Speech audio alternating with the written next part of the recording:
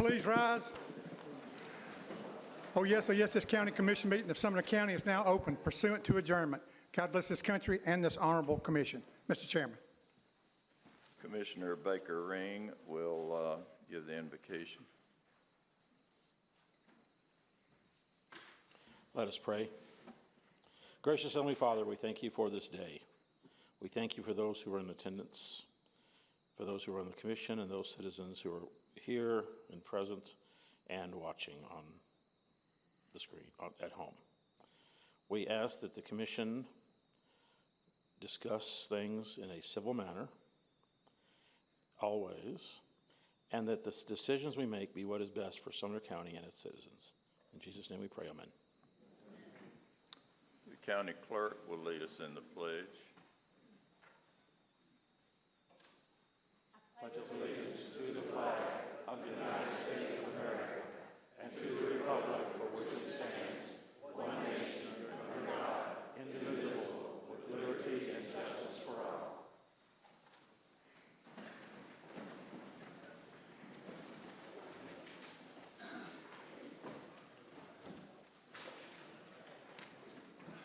Madam Clerk, call the roll. Each commissioner record your presence.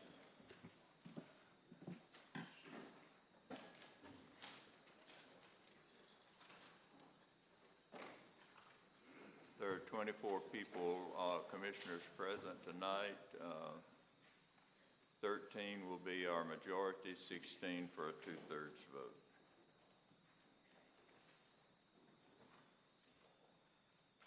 Approval of the regular agenda. I want to make a couple of notes here. If you will, pull from your agenda. It will not be on the agenda tonight.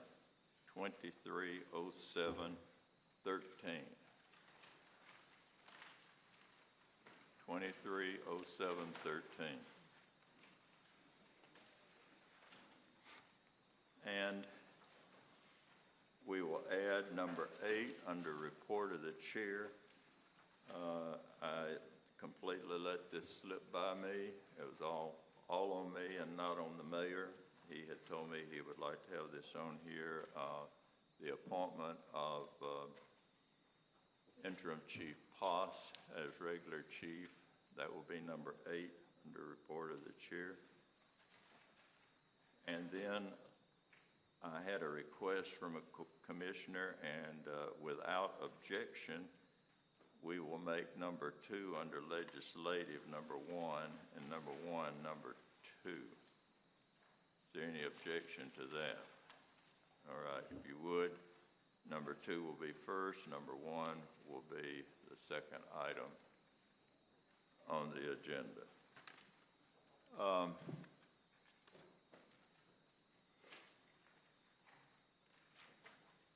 I think that's everything. Do I have a motion to approve the? Second.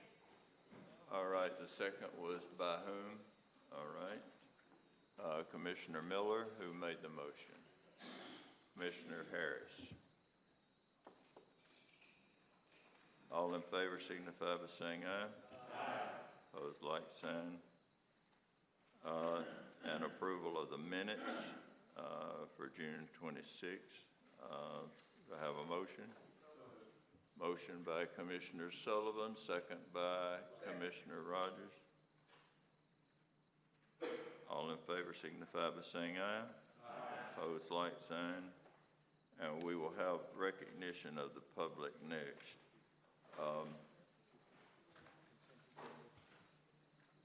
We do need to approve the consent agenda. A motion?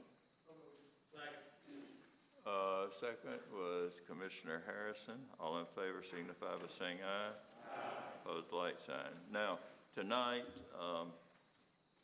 I'm going to, without objection, allow at an appropriate time if they have something that we need information on during the discussion of the water lines.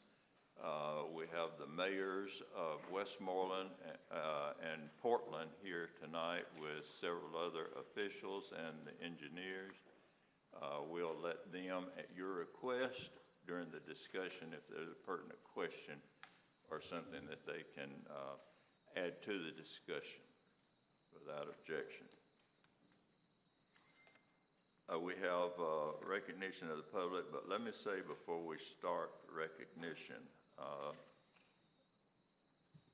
I appreciate the prayer that Commissioner Ring prayed, and it may take more than a prayer, I don't know, but there are several things on the agenda tonight that could be very contentious.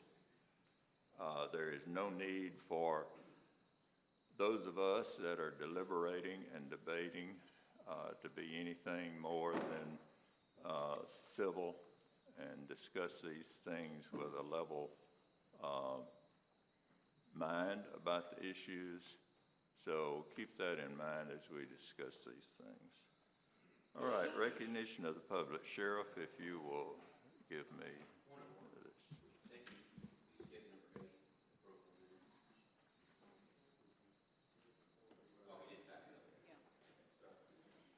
All right.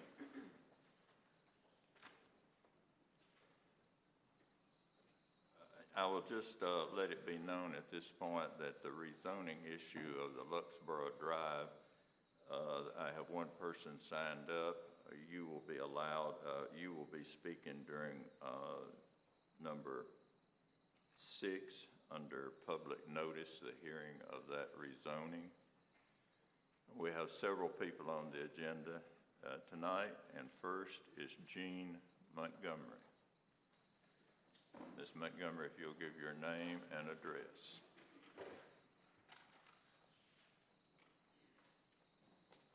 Right here. Mm-hmm.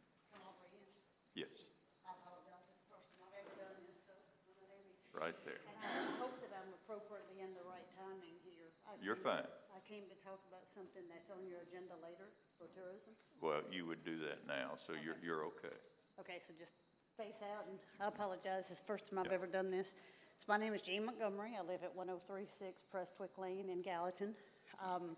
My family has been in this county since pre-1900, so I've been here my whole life. I was born in Madison. I didn't actually move to Sumner County until 48 years ago. I do have association with the Tourism Department. It started over a decade ago as the Junior Olympic Commissioner for the Amateur Softball Association. I teamed up with Barry Young, the executive director at that time, and Dave Lamarve, and we were working on bringing bigger and better fast pitch tournaments to Sumner County for the tourism dollars. I'm nervous wreck. So that first year, we picked up what was then the defunct Music City Hits and had 45 teams, mostly from out of town, which was a record at the time, come in. That event, a decade later, is now called the Tennessee Fast Pitch. They had it just a couple of weeks ago in Hendersonville.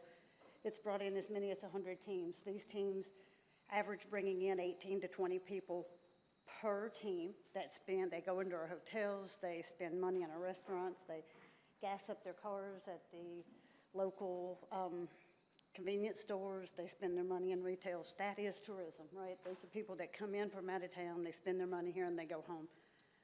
So that's how I kind of got involved with tourism. In 2017, I had just started with the Tourism Board as a director when the commission at that time decided that they needed to move away from CVB and go into a tourism board.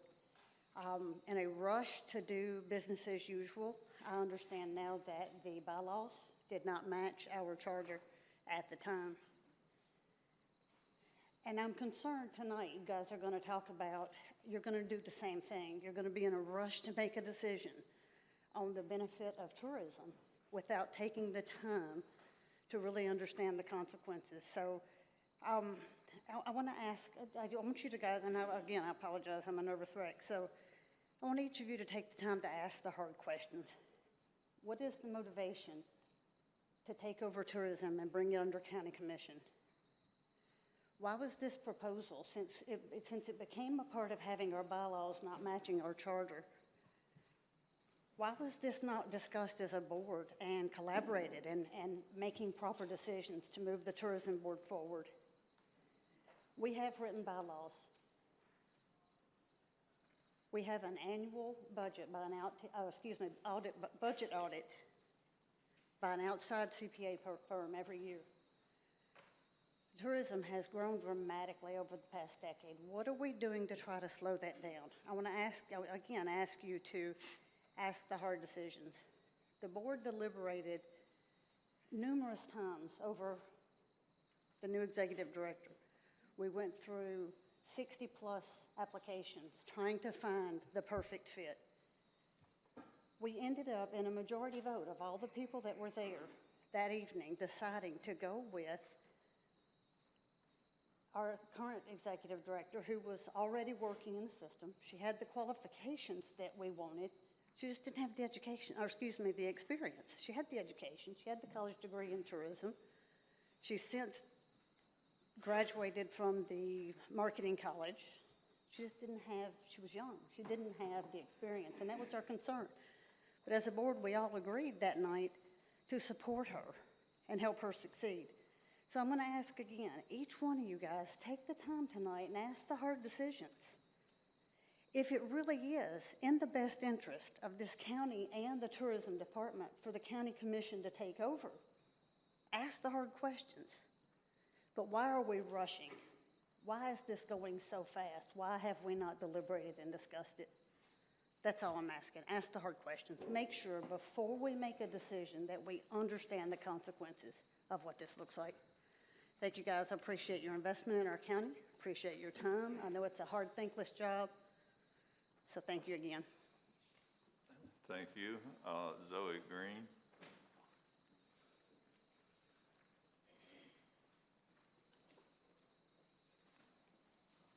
You'll give us your address, please.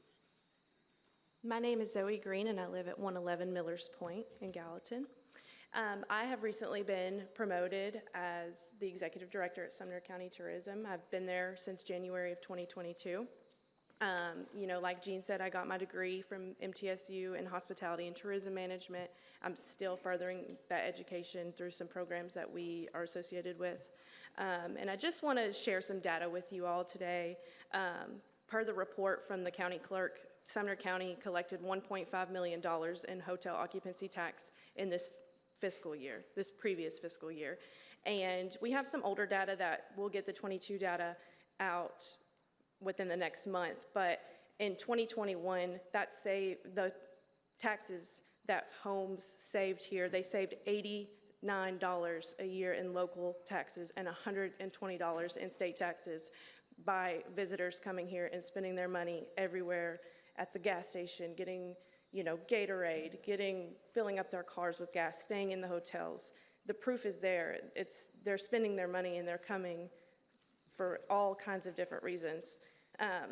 As many of you, I'm sure, know Barry Young. I was hired to replace him, and in the last 2 months, we have continued to do what Barry has put in place for us. We have come up with new ideas to explore more tournaments, more festivals, and these things help the community. They are helping our vendors spend their money, or people spend money with the vendors, and it really helps the economic growth in Sumner County.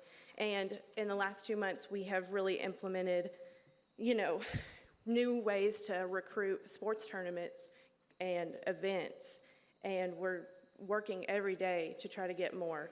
And we're doing new promotional videos and coming up with new branding and trying to really engage with the community, which is something that we have not done in a long time. That needs to be done. We need to have community engagement.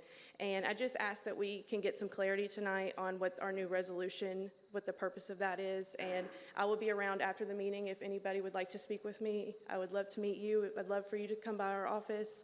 Call me anytime. I would love to talk about tourism. It's my passion, so thank you. Thank you.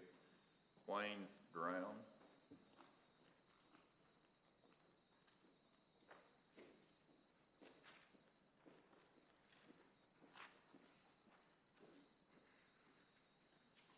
Good evening. I'm Wayne Drown. I live at 1120 North Corinth Road, Portland, Tennessee.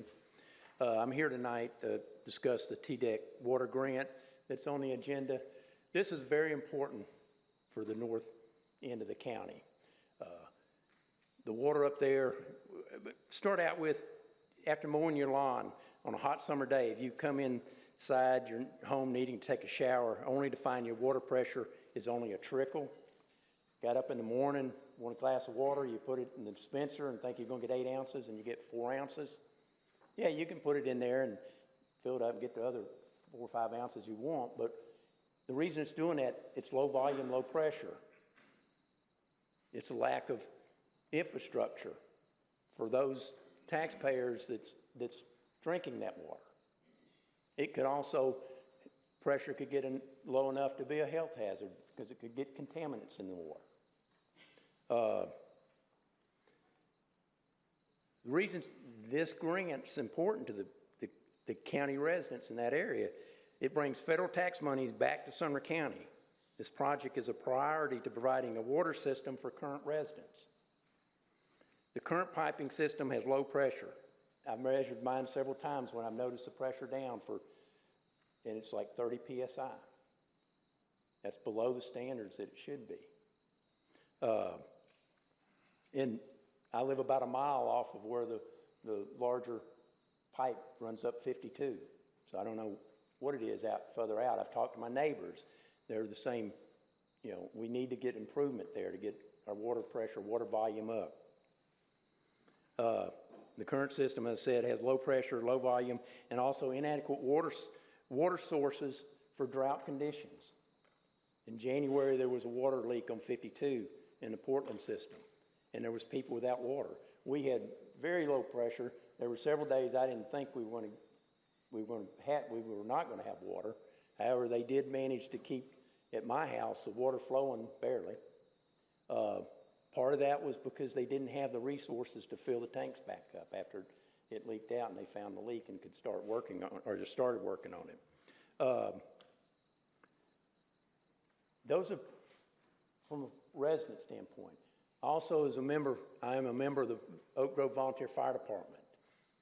And we struggle with the hydrants that we have, having low pressure, low volume.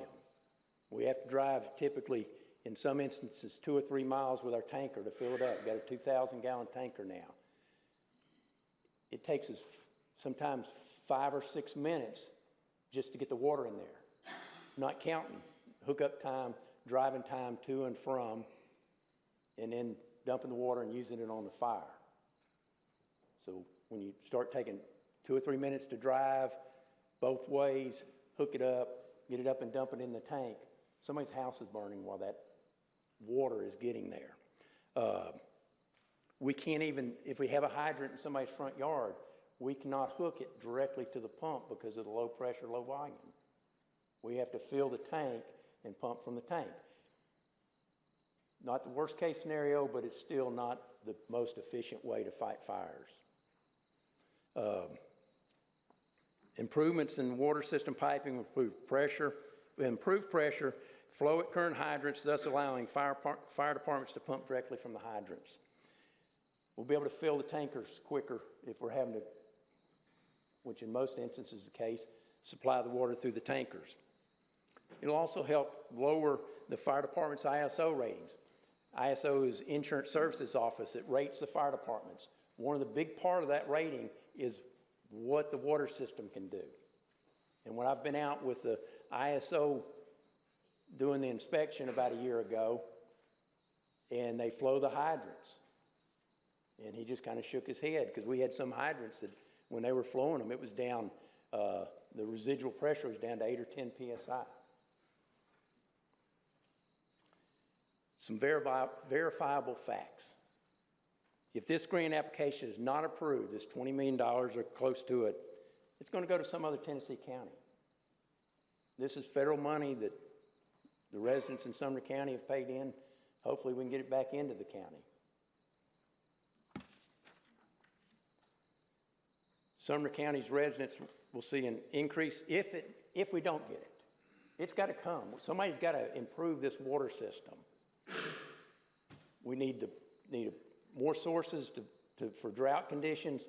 We need the volume and the pressure up. Then that means the only way it's going to come if we don't get this grant is through water rates and taxes. Chief Brown, your time is up. If you can wind down Okay, what I you're will. saying. And in the legislative committee, there was a mention of trying to get more hydrants. Castilian Springs Bethpage Water System in the last year has put about 12 or 15 new hydrants in our area. But again, they're low pressure, low volume. We need this grant, the piping system, the system that's going to be put in under this grant, so we've got adequate flow in those. I'd appreciate your vote on and move this grant forward tonight. Thank you. Thank you. Corbin Keene.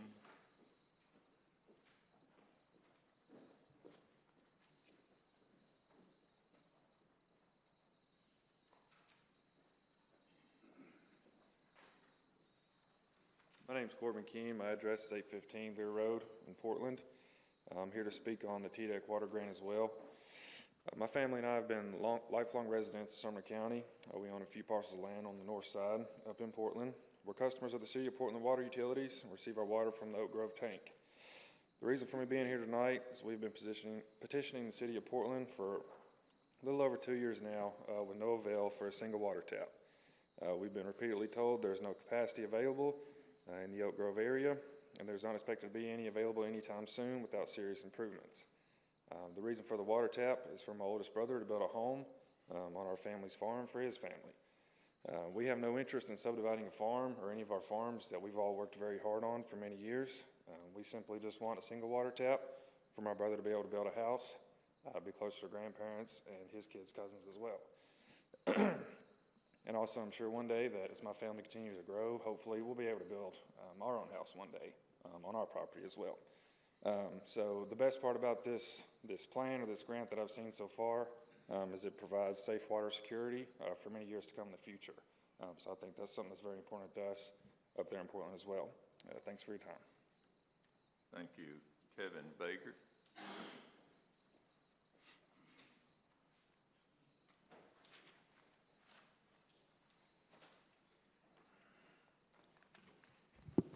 Kevin Baker, 424 A.B. Wade Road. Mr. Chairman, I appreciate you giving the other older gentleman a little extra time. You know, us old folks, it's hard to get all this stuff out in 5 minutes. I'd also like to just, before I start, thank whoever it is, that the team of people that put together the information every month for the meeting and the background information. You do a fabulous job, whoever you are. I personally appreciate it. Most of you know, for every minute you see me at these meetings, I spend hours going through information, including looking at meeting minutes and all the background information, trying to understand what exactly is going on. Regarding the water lines, I come from a part of the country where most rural people have private wells, so I'm a little bit on the fence about this one. I'm concerned about development in the northern part of Sumner County. From everybody that I talk to, and I talk to a lot of people through Sumner Taxpayer Alliance, most people are concerned about development, uncontrolled development and growth. But I was hopeful after hearing some of the amendments that were put on here about having interlocal agreements. I probably could get behind this if we guarantee that that interlocal agreement is rock solid and from a legal standpoint can stand the test of time. 230712, Tourism Board. As you heard me just say, I spend lots of time coming to meetings, but also watching online videos and everything about the operations. So when I heard that this was going to be talked about, I looked at it. I really like this proposal, and I like it for a couple of reasons. First of all, when you look at the history of doing business above board, transparent to the citizens, Tourism Board leaves, I would say they get a C+, maybe a D. No agendas, no minutes to look at. When you look at the videos, you see them going into executive session to talk about things like giving their employees bonuses. If anything should be done above board and out in front of the public, that's one of those things.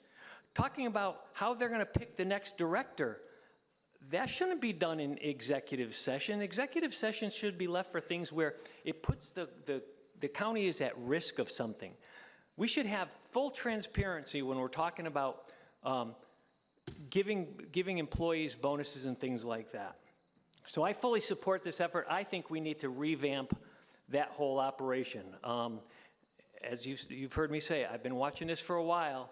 I thought Barry did a pretty good job of pitching the pitches, but when you look at the behind the scene paperwork, it's a little shaky. The last thing I'd like to talk about is something I didn't catch what the resolution number was going to be. It's the discussion of the EMS chief. Again, 8 years I've been watching this. It goes back to several years ago. We paid for a salary study to look at the pay scales for EMS people. And back then, what the report came back and said is our upper management of EMS was well overpaid. And all the worker bees, not so much. A few years later, they looked at it again. The exact same problem. The problem I see with what's being proposed is that this new chief was a battalion commander that basically was okay with him being overpaid and his workers not. I've managed a lot of people in my career. One of the things I stood by was that you treated people like you wanted to be treated yourself, okay? I question promoting a person that would have done that. To me, EMS has had an issue for a long, long time. I champion taking a clear, fresh look at things and doing what's right, okay? Reviewing everything and doing what's right. That's all I have. Thanks a lot, and have a great evening, folks. Mayor Callis.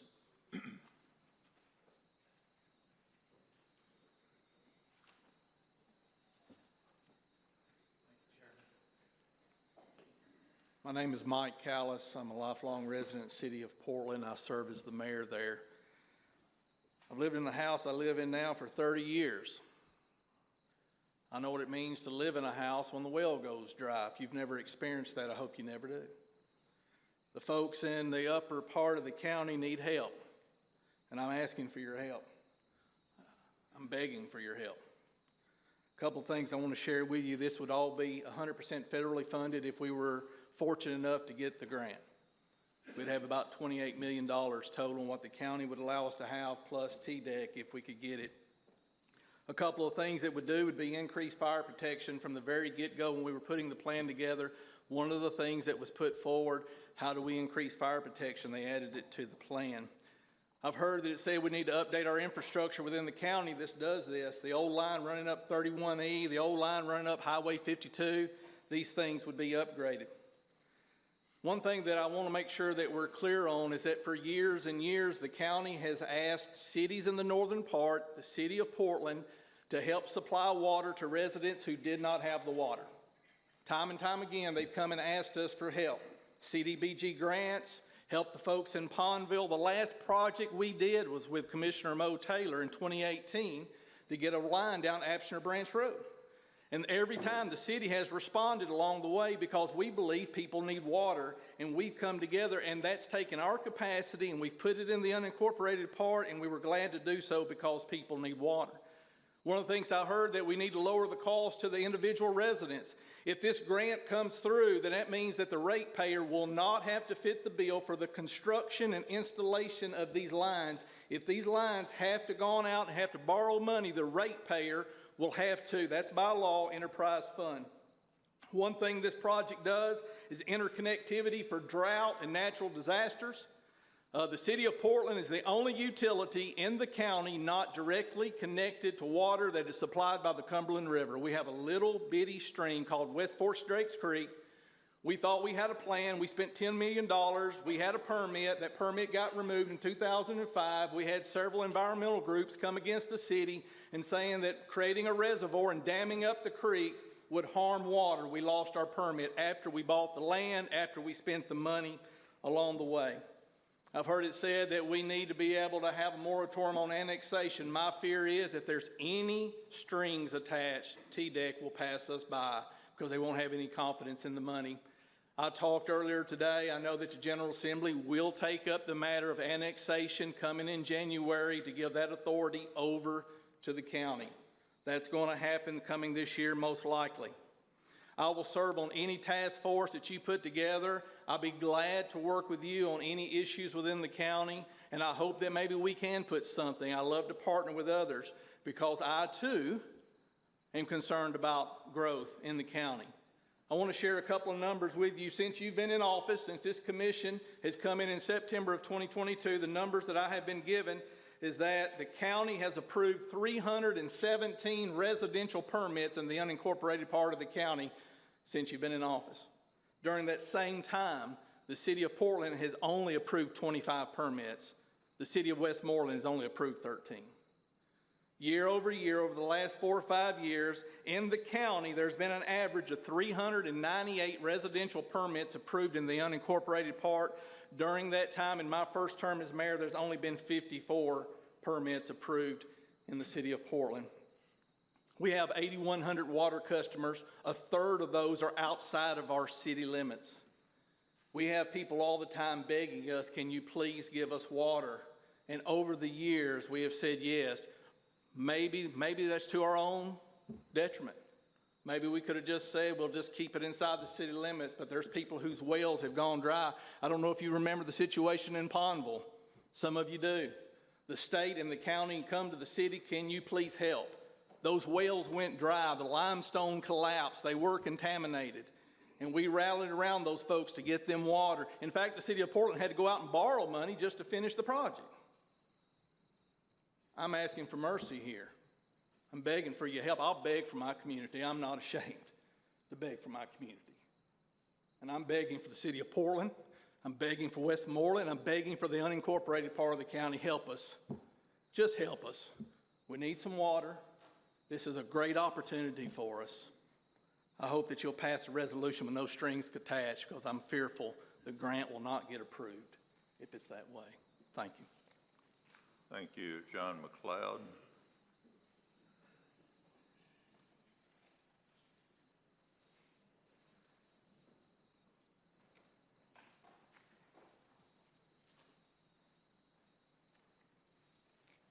How do you follow that? The man's begging. I'm John McLeod, 195 Oak Drive. I'm 50, born in 73. The city of Portland has been trying since 1968 to fix this water issue that we have. We've known since then that we've been on a little creek. We've tried to get to the Cumberland River years and years, and time after time, it's never been approved. It's always failed.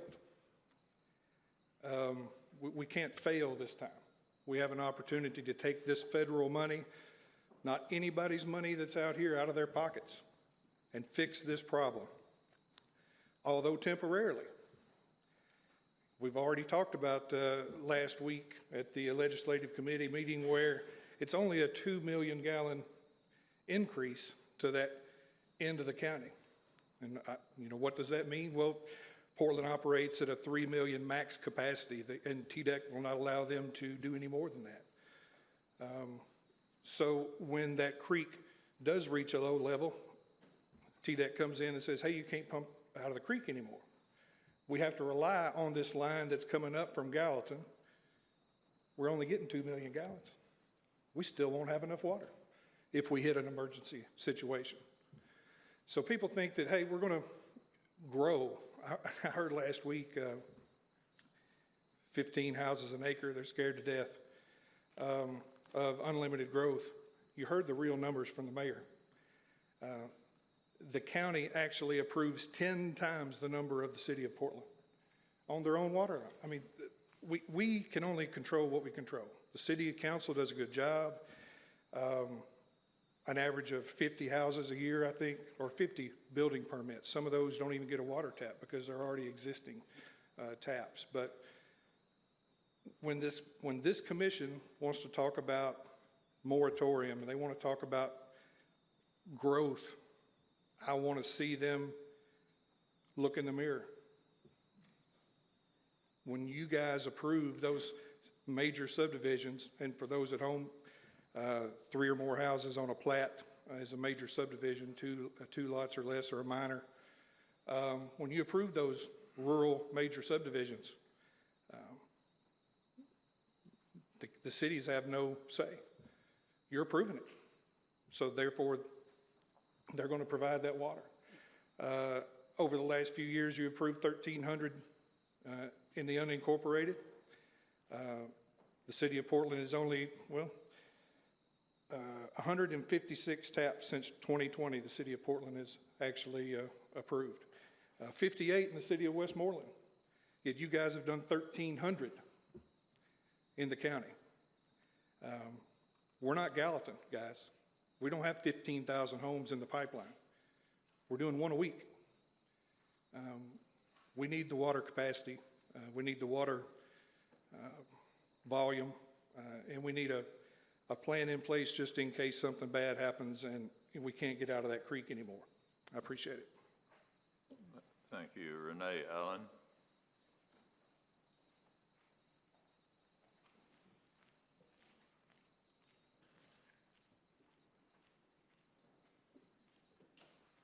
I'm with Miss Jean and Miss Zoe. I'm very nervous, but I need to speak tonight. Good evening. I would like to introduce myself. My name is Renee Allen, and for the past 15 years, I have been a constituent of the 5th District of Sumner County. I grew up living in the 6th District, and I have been a part of Sumner County EMS for the past 26 years as the wife of a paramedic, captain, battalion chief, and now the deputy chief of logistics. For the past almost 10 years, I have worked in the billing department for Sumner County EMS, and I currently serve as the billing manager. I want to speak tonight on behalf of Sumner County EMS. Well, not all of us, but those of us who are not happy with the process that has taken place for choosing our next chief, and for those of us who are not completely in support of John Michael Poss being our next chief of EMS. Our previous chief, although ultimately appointed by our previous mayor, Anthony Holt, was still interviewed and went through due process to get the job of chief of EMS. Any other employee at Sumner County EMS who would like to move up to a higher position, or a person who wants to be hired to work for Sumner County EMS, has to go through the process, turning in an application, references, allowing a background check, and being interviewed by a panel of people who score them and judge them based on a solid interview. So my question to you all tonight as county commissioners is this: why would we not expect the same due process to be done for our chief of EMS to be chosen this time around? If John Michael Poss was truly the person for the job, he should have been able to put in his application and be interviewed and screened by a panel of just as our previous administrator, or panel of people, just as our previous administrator was. The fact that Mayor Isbell has chosen to just appoint Mr. Poss based solely on the recommendation from our previous chief, and the fact that a TCA code tells him he can, leads me to believe that he, or our previous chief, knew Mr. Poss likely would not have been able to earn the position on his own. It is blatantly clear this was set up behind the scenes to help others. Yes, sir. Stick to the facts, please, and don't. Sticking. Yes, sir. This is fact. There are people who qualified and possessed excellent caliber, integrity, and the ability to do more than earn the position of Sumner County EMS chief, and they were struck from the opportunity to do so. I understand that our commissioners have come to an impasse and are questioning how they should vote tonight. I understand from Commissioner Hyde, who stated during our last Emergency Services Committee meeting that we didn't really have a choice because the TCA code 5-6-106, please review it yourselves, gives Mayor Isbell the right to solely appoint the position. It also asks him to appoint another person to that position to then be voted on and to be approved by the county commission. But it has been said that Mayor Isbell has stated that he will not choose another option to be voted on for the chief of EMS. Therefore, Mr. Poss would just continue to be interim chief for as long as Mayor Isbell sees fit. Does it make sense for us to just vote yes because you feel there's nothing else you can do? I'm certain that there are many of you here tonight that believe, along with me, this process was not done honorably. It has been unfair, And I would hope that many of you who believe this as well would not condone the actions of Mayor Isbell and the choice for our chief of EMS, but that you would see that it makes more sense to vote a vote that shows the people of this county, your district constituents, that you want due process to be done in every situation that will arise during your time of service in this county, to this county. I want to be clear tonight that Mr. Poss has not done anything to me personally, directly, but I have been informed of things that he has done to bully other employees who refuse to speak out for fear of retaliation. Point of order. She's denigrating county employees. I'm almost done. You do need to stay away from mentioning people's names Excuse personally. me. I will agree with that. Okay, sorry about that. I have watched and heard about the things that have happened directly to Chief Allen, who is also my husband. Tonight, I am choosing to no longer be a part of a service that seems to have no integrity in its highest leadership positions, including that position of the county mayor. The one person in charge of making this decision who has chosen to not do it in an honorable and transparent way. My last day of service at Sumner County EMS as billing manager will be August the 2nd of 2023. Thank you. John Bradley.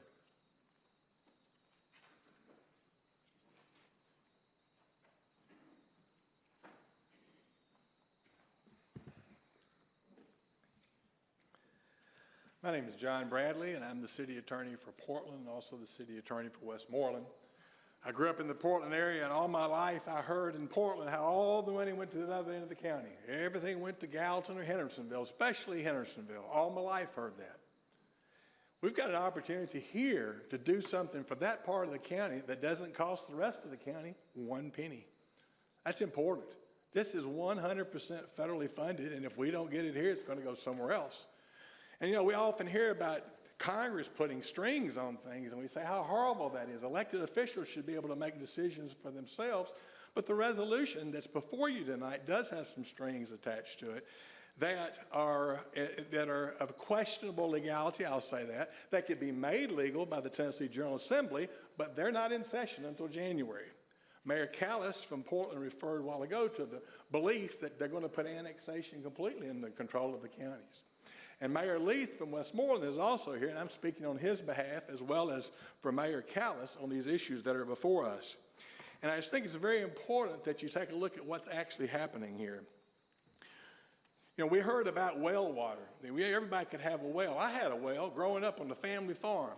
My farm now has White House water. Praise the Lord for that. When I was in elementary school, we got city water from White House, and I have Portland gas.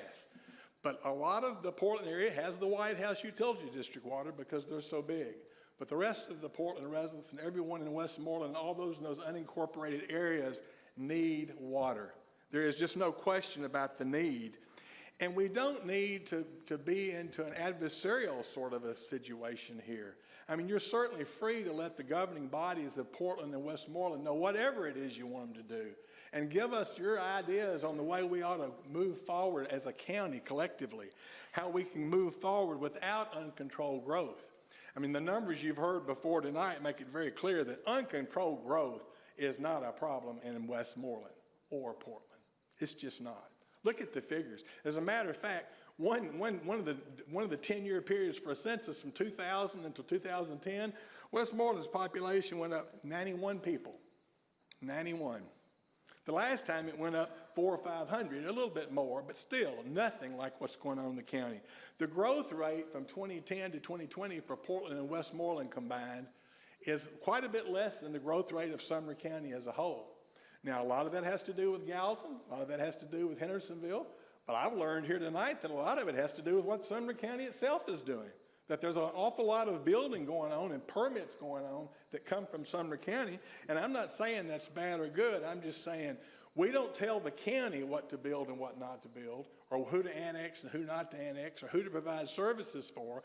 But when the county approves a development that's in our service region, we need to provide utilities to them, and water in particular. For example, in Westmoreland, it's much higher than Portland. Westmoreland, 45% of the ratepayers don't live in Westmoreland. They're your constituents. Sumner County, if you're representing the county instead of any point area, these people are county residents. They don't have a city to go to. They don't have a mayor to vote for. They don't have a councilman to vote for. They only can vote for you. You're the ones that are here looking out for those unincorporated areas of the county. And this is going to make a major improvement for those areas as we move forward. I don't come often to the city council, to the county commission to represent clients. In over 40 years, I've been here once before. In the early 1980s, most of you weren't here then. Some of you may not have even been alive then. In the early 1980s, I appeared before the county commission when it used to be over at the other location on behalf of residents in the Caps's Gap area. What did they need? They needed clean water. Caps's Gap is the county's landfill that we're still paying for, as you all know, if you keep up with the expenditures that were made.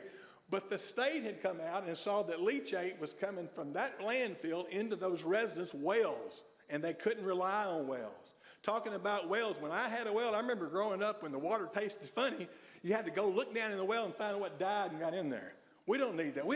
This is 2023. Sumner County is more advanced than that. We shouldn't have to tell our people to rely on wells. That's just not sensible. Well, I'm going to end with a little thing from the Bible about who's my neighbor. You know, they tempted Jesus and said, who's my neighbor? And he told them a story. He told them the parable of the Good Samaritan. He told them about how the man that was injured and lying on the side of the road and the religious people walked by, 2 of them. And then this Samaritan that the Jews hated, he helped him. He took him and took care of him. Jesus said, that's who your neighbor is. That tells the story of who my neighbor is.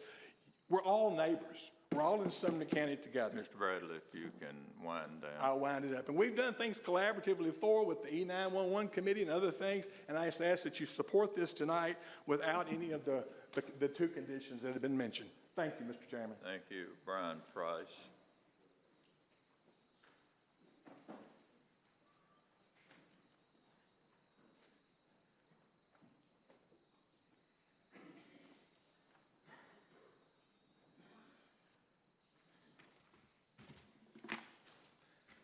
My name is Brian Price. I live at 865 Coker Ford Road. I'm also the Utilities Director for the City of Portland.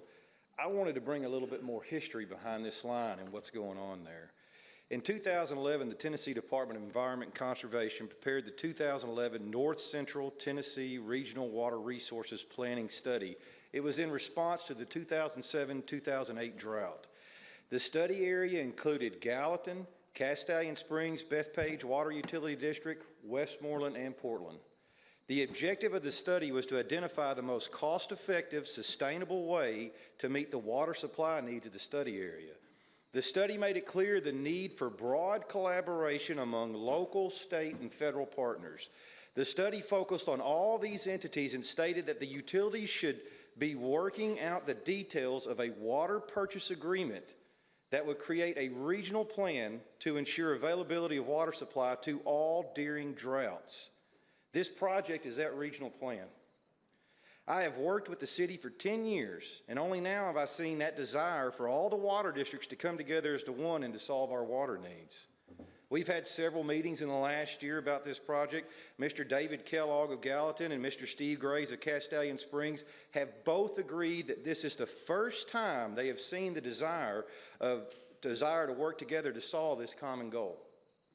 This study stated that Portland is the only water utility in the study area that does not rely on Old Hickory Lake as its principal water source. Instead, Portland draws the majority of its water from West Fork Drakes Creek and supplements that source from Portland City Lake. Portland was the only water system in the north central study area that suffered serious shortages during the 2007-2008 drought. Based upon TDEC's study, the reliable yield of water from Portland's 2 sources is 2 million gallons a day, and that's during the worst drought of record. The reliable yield is the amount of water that should be used in planning for drought to minimize the risk of running out. The state's recommendation was for collaboration with neighboring utilities or regionalization to supplement Portland's reliable water source capacity. The city of Portland's existing peak demand right now is 3 MGD. That results in a drought water supply deficit of 1 MGD. This project will increase Portland's reliable yield availability to 4 MGD. This will allow Portland to meet the TDEC requirement of existing demands to be less than 80% of your available water supply. This project provides connectivity between all entities to meet the recommendations of this study, this 2011 study. Gallatin has the capacity to provide the water supply for the regional project. They've recently received a water withdrawal permit from the Corps and from the state of Tennessee that increases their withdrawal rate to 32 million gallons a day peak. Gallatin is also actively designing improvements to their existing plant to be able to produce 32 million gallons a day. The new permit solidifies their ability to provide drinking water to the region for 40 years, which is the anticipated contract timeframe between the utilities under this regional plan. Over 80% of this project is within the unincorporated limits of the county. Over half of this line is in the persistent poverty area. A persistent poverty area is defined as an area that has maintained poverty rates of 20% or more over 30 years. Nearly 40% of the line is in a current moratorium area where existing residents without access to safe drinking water are denied a tap even if the water line is in front of their residence. Installing and/or maintaining wells in the persistent poverty area is not financially viable for many existing residents, especially when well pumps and pressure tanks are well over $1,000 and the installation of new wells are over $16,000. The line will also improve fire protection in the county by providing at least 500 gallons a minute. That's part of the map I showed you guys right there. It's got the blue shading on it. And in most cases, it's going to provide over 1,000 gallons a minute as hydrants are going to be placed all along the route. The minimal fire flow of 500 gallons a minute will extend over a mile along most roads, such as North Corinth Road, Martin Road, North Leith Road, Parker Road, Buck Perry Road, West Mount Vernon Road, Rock Bridge Road, and Womack Road. In some cases, it's going to extend even over 2 miles, such as Fairfield Road. And if you go 2 miles up Fairfield Road off of State Route 52 is North Sumner Elementary School. This will be the first time that North Sumner Elementary School will have fire protection. Thank you. That concludes our recognition of the public, and it's a report of the chair at this time. Your Veterans Service Report is attached for your information with the material that you received. I would like at this time for the athletic director and the coach and the track team members that are present from Merrill Hyde to come forward, if you would.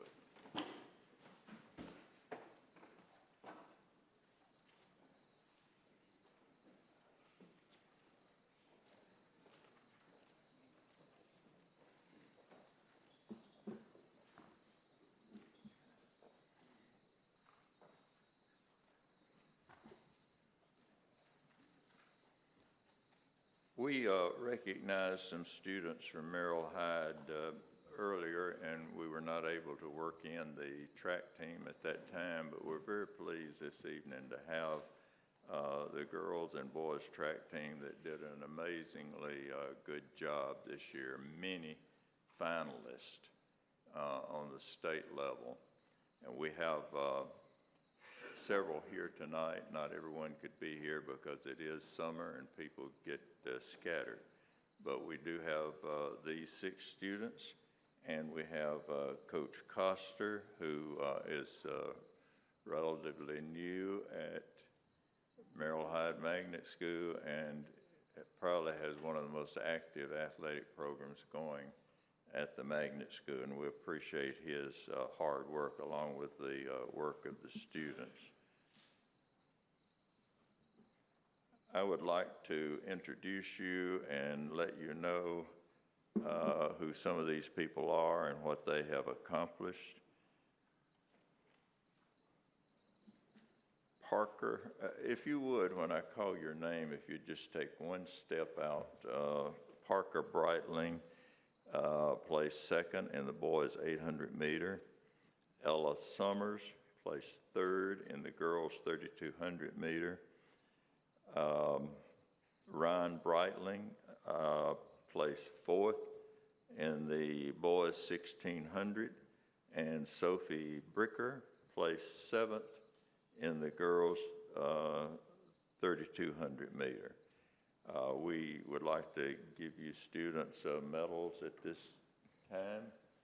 And while our attorney is doing that, I will give certificates. We have certificates for the girls and boys basketball team to give to the school, and I'll let Coach Costa take care of that.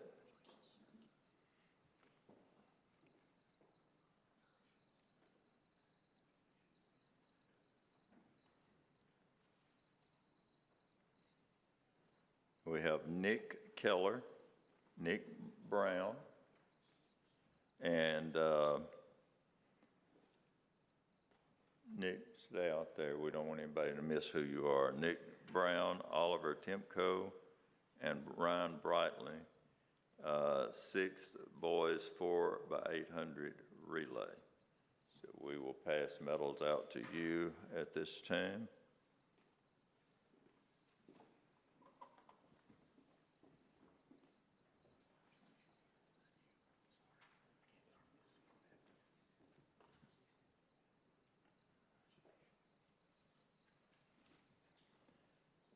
Then we have Ella Summers and Ruby Blackburn and Gianna Cruz and 8th grade girls 4x800 relay. We may not have any of those here, do we, Coach?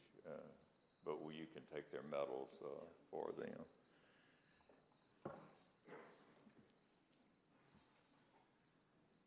And did I miss any event people? 4x4. 4x4? Okay.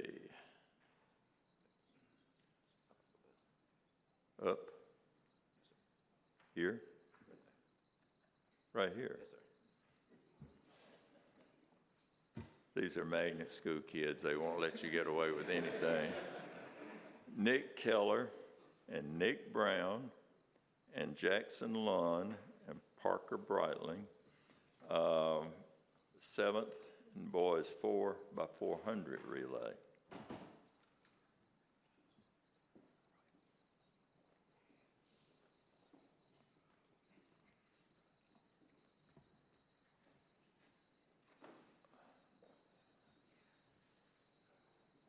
Ella Summers, Parker Breitling, and Maddox Freeburn were named to the all-county track and field team. And Ella Summers and Parker Breitling were named to the all-state track team. I think it's interesting to note that I believe that their overall the boys' track team finished 16th in the state overall, which was the best of any Sumner County track team. It is the only school in the county. These kids don't have a choice. If you go to Merrill Hyde Magnet School, you will participate in an athletic activity or a sports event. So we're very proud of them and proud of the people that they are. Let's give them a round of applause.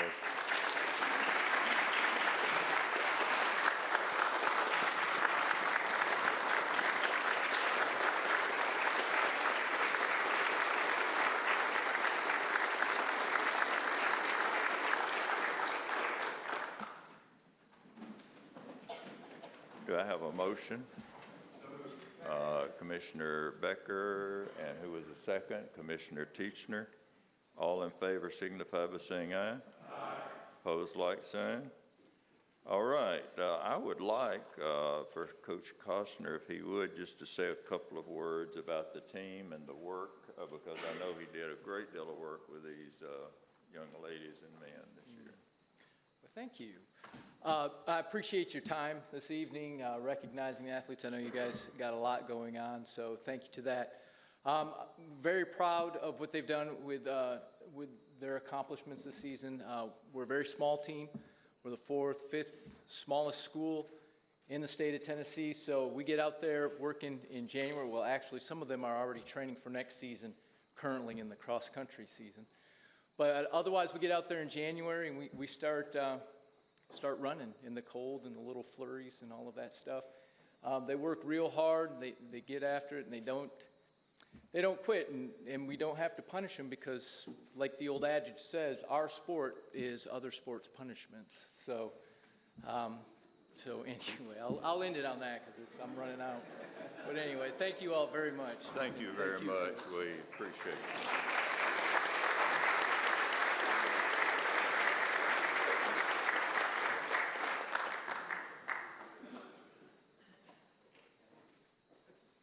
Okay, students, we appreciate you being here tonight. That may be the only pleasant thing that we do tonight. I'm not sure, but. Okay.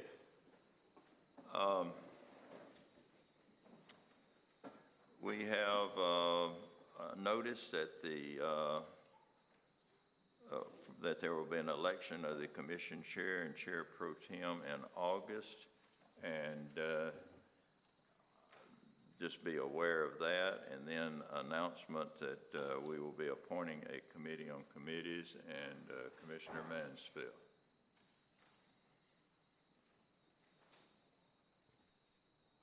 Thank you, Mr. Chairman. I would like to nominate the current slate of Chrissy Miller, Commissioner Chrissy Miller, Deborah Holmes, Mary Jean Young, Jamie Teachner, and Jeremy Mansfield for Committee on Committees. All right, is there a second? Second by Commissioner Miller. Any discussion? All in favor signify by saying aye. Aye. Opposed, like sign. Let the record show, I think, that we had 3 noes, Commissioner Ring, Commissioner Wynn, and Commissioner Pomeroy. Okay.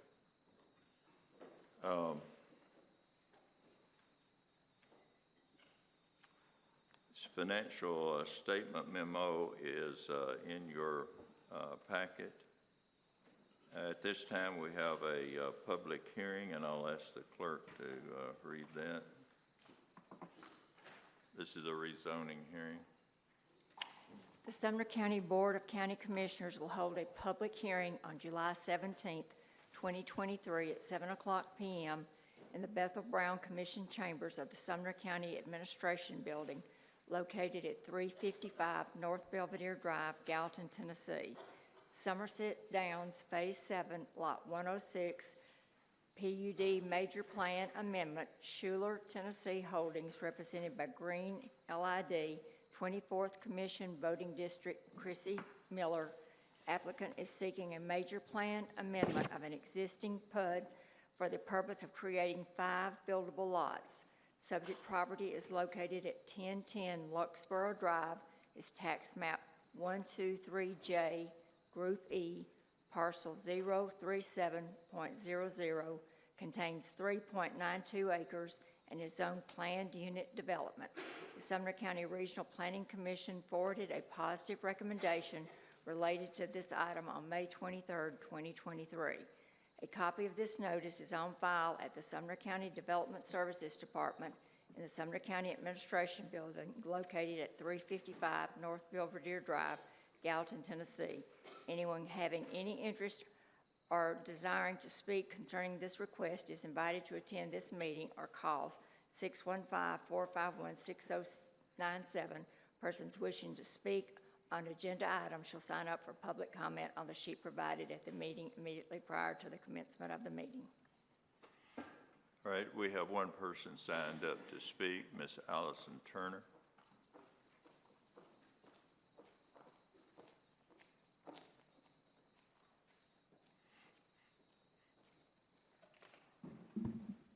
Allison Turner with Greenlead Design. We're the engineer of record for this project. It's a fairly simple project. It's an existing large tract within an existing subdivision.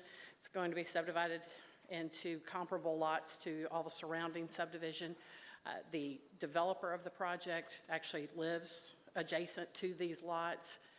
He's gone to great lengths to make sure the neighborhood's okay with everything, and he's come through here, and so we ask for your approval, and if you have any questions, I'm happy to answer anything you have. Thank you. Is there anyone else wishing to speak on this rezoning matter? I declare that hearing closed, and we will vote on this. Is there a motion? So moved. Motion by Commissioner Ring and a second by Commissioner Brown. Any discussion? Commissioner Wynn? Thank you, Mr. Chairman. Just a couple questions here. Would this be considered high density?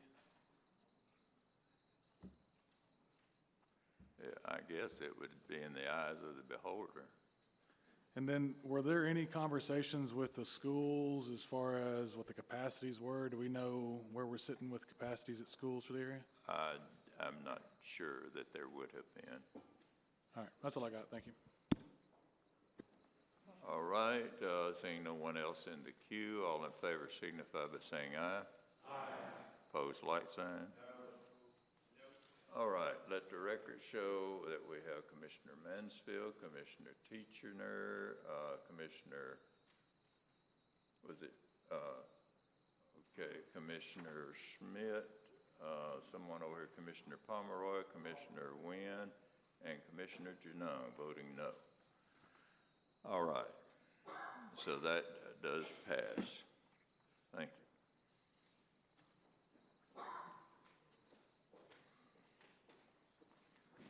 The last item under report of the chair has to do with the mayor's request to appoint Chief Poss, interim Chief Poss, as regular chief of EMS. He's putting forth that as a regular appointment. Do I hear a motion? So moved. Commissioner Harrison makes a motion and Commissioner Sullivan seconds. Is there any discussion?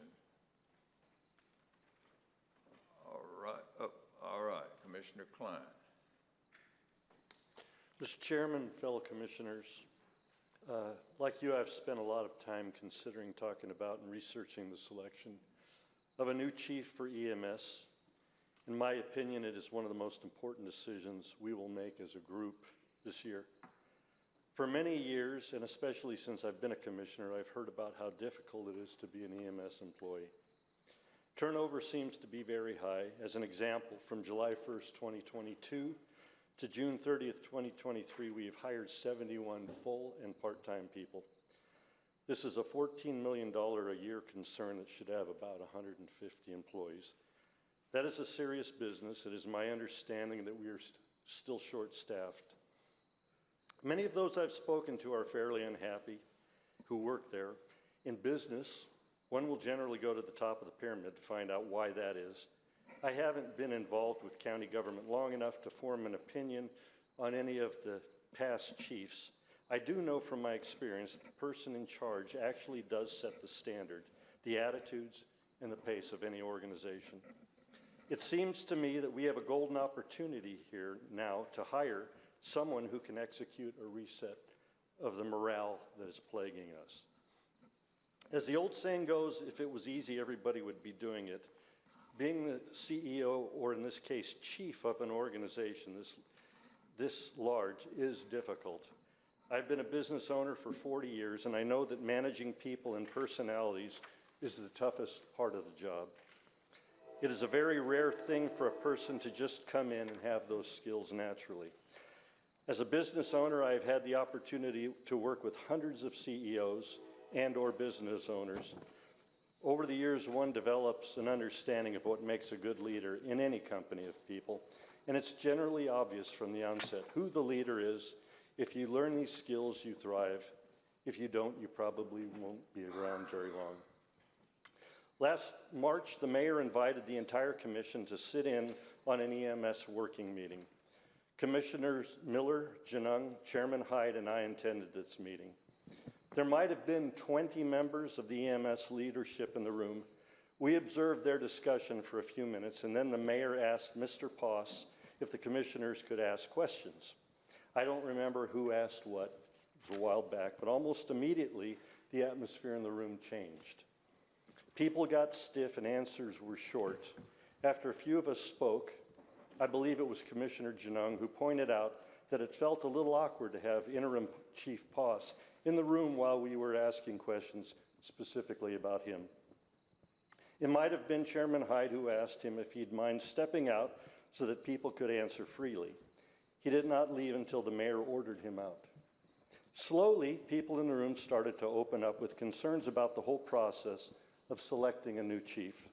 There were others who wanted an opportunity to be interviewed for the spot but never got the chance. I don't know that it ever happened. Clearly, there were pent-up frustrations about many things with the workings of EMS. Eventually, Mr. Hyde suggested we leave the meeting as they had some issues to work through, and the four of us had seen plenty. So here we are today with the decision to approve or deny the mayor's selection for chief of EMS. We have the discussions brought forth tonight. We have an anonymous letter making many allegations against Chief Poss. We have a short surveillance video of him pushing boxes off a table in one of the supply rooms and leaving the boxes for someone else to clean up. Last week, the access to the surveillance videos was greatly restricted, probably due to the aforementioned video being distributed. We still have access to any of the security videos with the FOIA request, but mostly we have a fairly controversial man up for this position. It is not my intent to disparage or in any way embarrass the current candidate who the mayor has put forward for the position. He has clearly been in the organization for a long time and has worked his way up the ladder. His work, I'm sure, is commendable. That said, I am sorry to say that I don't see the leadership skills in him that I am looking for in a leader of an organization of this size. I don't see mutual respect and appreciation between him and the people who answer to him. My fear is that we will not get past the problems that have plagued this organization for many years, and that will be a real shame. The citizens of Sumner County and all the employees of EMS deserve the best chief we can find. In all respect to all involved, I don't think we're there yet, and I humbly ask you to consider a no vote for this appointment. Thank you for considering my words. Thank you, Commissioner Becker. Yeah, I'd just like to ask the mayor to maybe talk about his appointment. I think the mayor's in the queue next, Mr. Mayor. Thank you, Mr. Chairman. I want to address several points.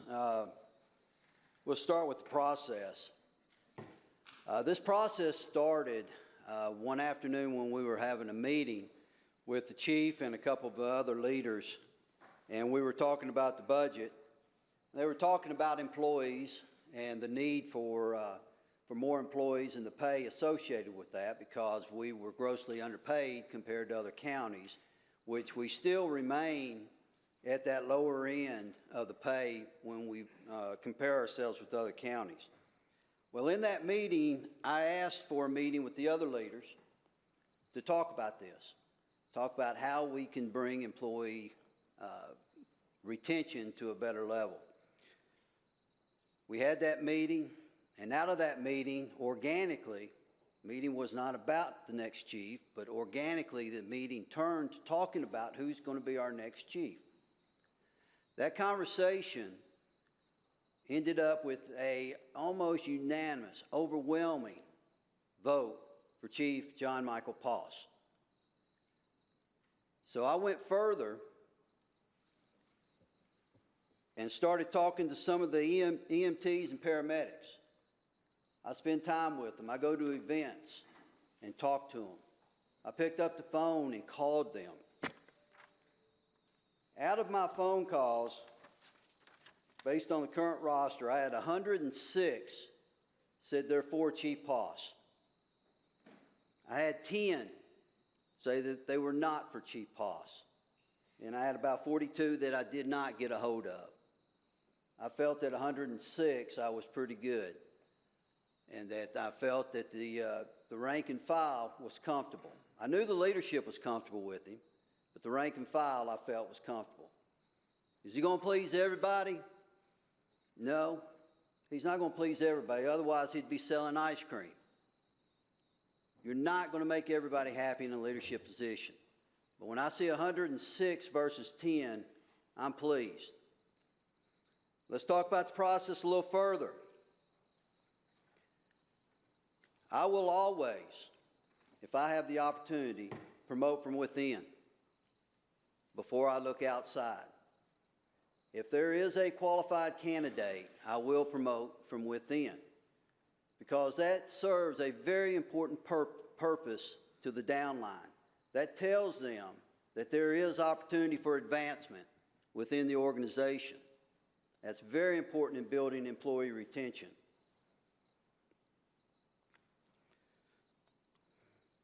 One more thought about the process.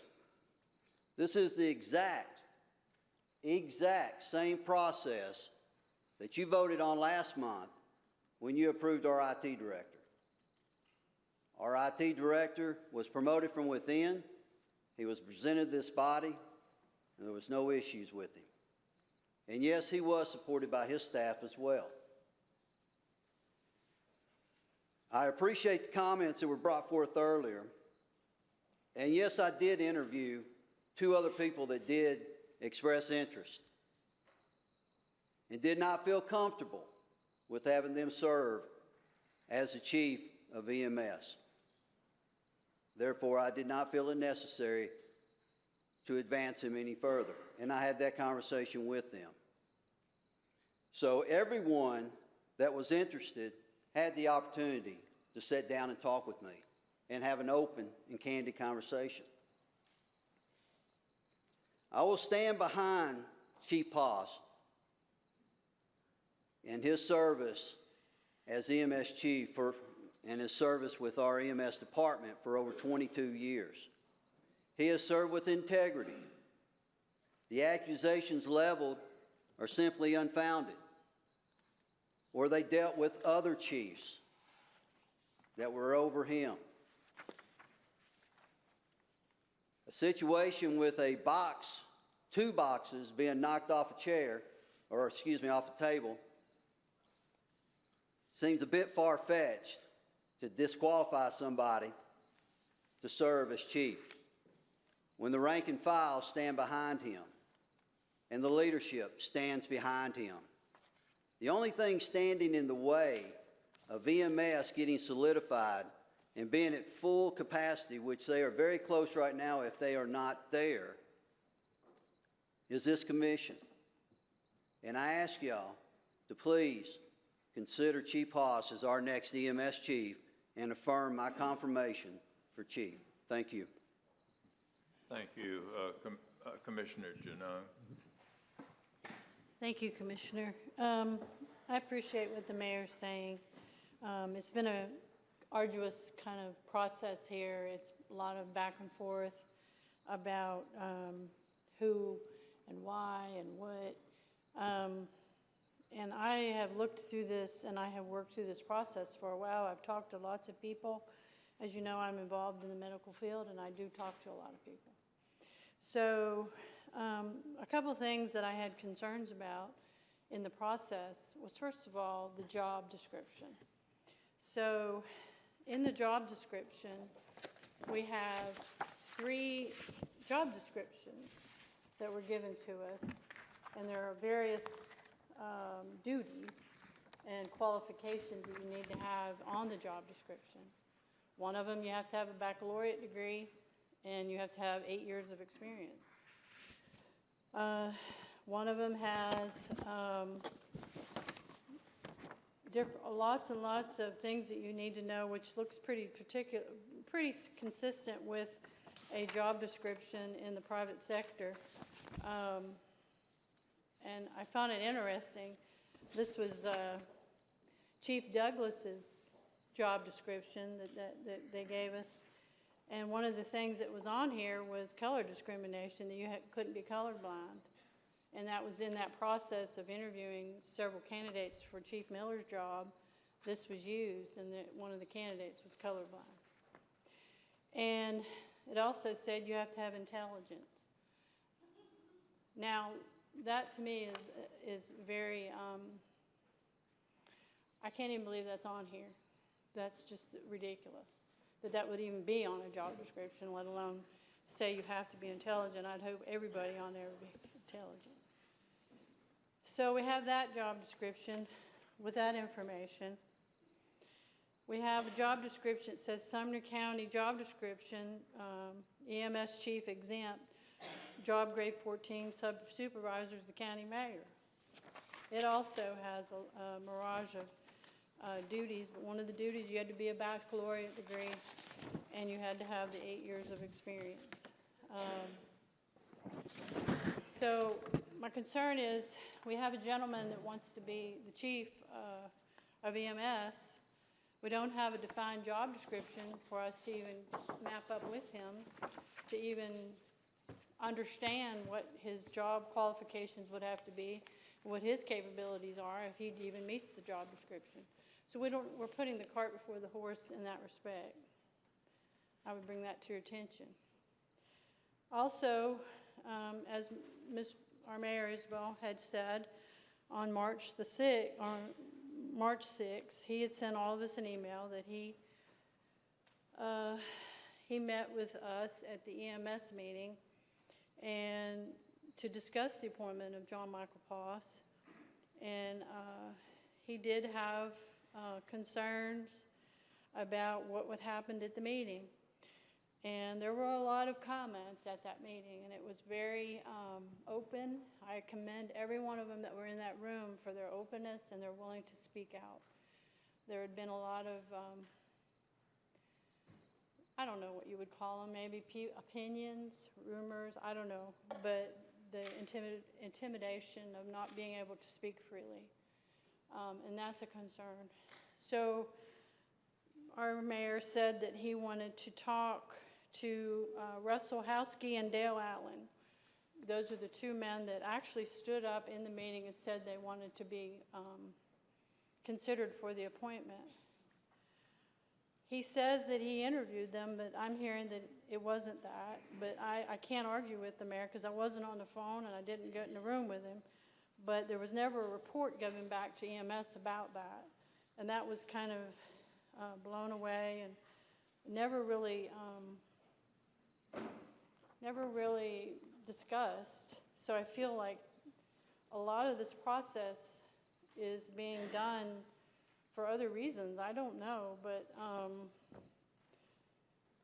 he says here that he wanted to defer the appointment until April, because he wanted to interview these two folks. So I don't know where these people are. I know Mr. Houskey has a master's degree, and he's been working towards being a chief. So I'm not sure why, as Mr. Mayor Holt had done, he had a panel of people that interviewed the folks for the EMS job when Chief Miller was going to be appointed, and then they chose from the candidates who they wanted. And I'm not sure why that didn't happen this time, and you can imagine. Then we have the whistleblower complaint. Now, I know a lot of people they say, oh, whistleblowers. And I held on to my whistleblower complaint that I got for a long time because Mr. Frost was not appointed, and I couldn't share it with anyone. So I waited until after he was appointed, and I shared it with all the commissioners to review. And I said, you do your own research, and you think about what you've read. But if you think about whistleblowers, why do you have whistleblowers? You have whistleblowers because a whistleblower is somebody that wants to tell you something, but they're afraid to speak out because of intimidation. You can look at what's going on right now in our own federal government. We have our IRS whistleblowers that have come forward because they are afraid of what's happening. And we need to support the employees that are wanting to speak out. And if you disregard a whistleblower's complaint, then you've just disregarded everybody because there's no way for them to speak out. I asked about this, and they said, well, if they don't come forward and talk to their manager, then we can't do anything. Well, who's their manager? You know? That's like a woman who's been abused, and you asking her to go talk to her husband that abused her and say, hey, why, you know, we need to talk about this. Well, guess what? She'll get a knuckle sandwich. So I think that I don't have anything, I told Mr. Potts that I didn't think that any of this, for me, was not personal. But it had everything to do with procedure. It had everything to do with what was right. And I asked Mayor Isabel way before this ever started, I wanted to know if we could do it just like we did the law director, and he disagreed. And I get that he has that authority under his stature. But I think we have got to stop and passing through like they didn't do in the military. You know, when you got somebody that's not doing what they're supposed to, they'll pass you through as an officer, and Mr. Brown knows about that. And you know, you don't clean up the mess. So we've got a mess over there, and we got people that are not happy. We've got people that are happy. We got people waiting in line to get promoted. So what is this job promotion about? Other people getting promoted, or is it because he's the best choice? There's so many things that are not answered. But this job description issue here, how do you give a guy a job without a job description? How do you do that? I've never gone to an interview for a job and not known what the job description is going to tell me. I've been working forever, and I can tell you that you can't do that. So just ask yourself, when you vote, can this, first of all, several things. Well, first of all, leadership. Can this gentleman manage a $14 million operation over there? Does he have the skill set to do that? Ask yourself that question.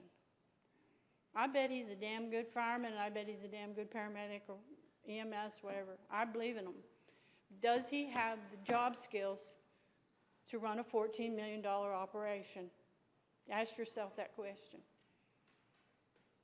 Second of all, some of you said about throwing boxes on the floor.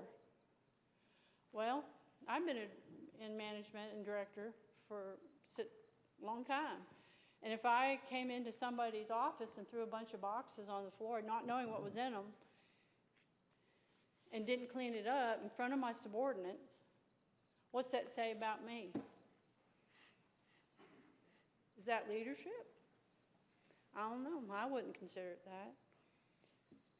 And the third thing is, what exactly is the mission and what are we going to do about what we got going on at EMS? Are they going to be able to handle this issue with 70,000 hours of overtime in the budget? All this money that we're spending and we're not able to fix. And I've asked those questions, and I'm not getting straight answers. So my question is to you again, it goes right back to number one.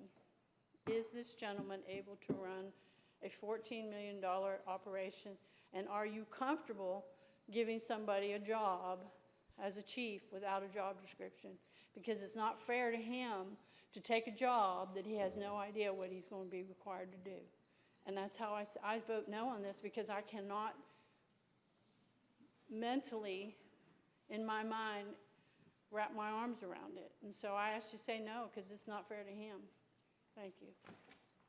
Commissioner Ring? I believe Commissioner Smith was before me. Not according to okay. this. I'm sorry. Yeah, thank you. I've talked to several employees of the department, and the majority of the people I talked to said that they supported Chief Poss. Just a couple of things that have been said about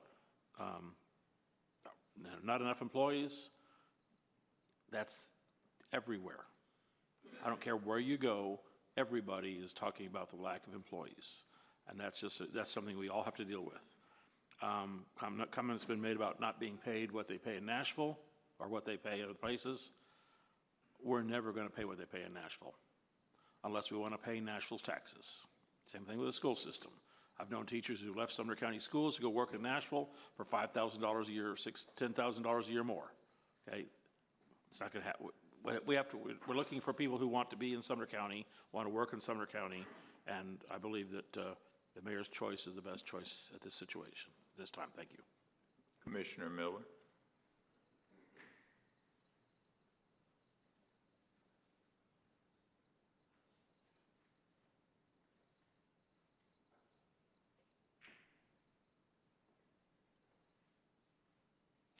I was also in the meeting that I attended with Commissioner Klein and Commissioner Janung and Chairman Hyde. And I was very disappointed in when Mr. Poss was asked to leave the room, he basically refused until the mayor literally ordered him when Mr. Hyde asked him to leave the room. It was very uncomfortable. We honestly got up and left after a little bit of discussion. And I've had many conversations with many employees, past employees, current employees, people that have worked with Mr. Poss in other places, as far as hospitals, emergency rooms, things like that. And the consensus that he's not a leader, is what I've been told over and over and over. You had 4 employees quit when he was named interim, or the rumors of interim, and then you had a long-term employee quit at a commission meeting tonight. I don't think that shows good leadership skills either. They have a huge turnover there. It's a huge budget, $14 million a year. The overtime, I mean, that is insane. I've never seen anything have that much overtime. And I will not be supporting this because I think I think the process was flawed, first of all, and that we should have done this in a completely different way, and there should have been multiple people to choose from and pick the best person for the job. Thank you. Commissioner Boyd. So my point has already been spoken by Commissioner Janung and Commissioner Miller. I voted no on our overall county budget because of the 70,000 hours of EMS. I'm embarrassed. I can't imagine 70,000 hours, not dollars, but hours. So I can't imagine any operation anywhere that would allow that. So just looking at their business, prior management, current management, interim management, I'll be voting no tonight. I'd like to have somebody come in, take a look at what's going on there. Commissioner Becker.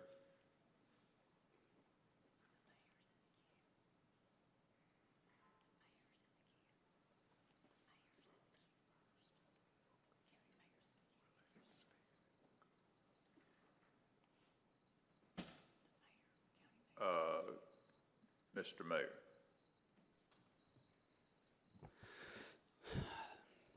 Thank you, Mr. Chairman. Let me clear up just a couple of things real quick. In my quest for transparency, I shared whatever job descriptions I had. But I also made it clear we're only operating under one job description. The others could be for future discussion if we wanted to alter the job description that was currently being used. But there is only one job description, and that's it. So we interviewed under that job description. I did interview the other 2 candidates that expressed interest. There was several accusations have been leveled here that are simply not true. And it disheartens me that we come to this point that we have to use things that happened under different chiefs. And then we have a meeting which I opened up for all commissioners in the attempt to be transparent and open up discussion. Told you I talked to people on the ground, 106 people versus 10. The leadership, overwhelming for him. CEO of both hospitals support him. The fire chiefs support him in other cities. He has the support of the community. I never, with all due respect, ordered him to leave the room during this meeting. It was asked that he leave. He got up and left willingly. I did not have to order Mr. Poss to leave the room to give them the opportunity. You have a small, 10 people, a small cancerous cell within this department that will be fixed. We have to address this issue. Right now, this department is running only one person short. And with the announcement tonight, 2 people short. I think that's pretty good given the environment in the EMT world and paramedic world right now, with Nashville just posting a job hire. I think it's great with Wilson County posting job hires, with both of them having higher pay, better work conditions, or excuse me, the hours. They have different shift differentials. Our EMTs and paramedics are choosing to stay in Sumner County, but they need the security of this commission affirming their new leader. The community's affirmed him.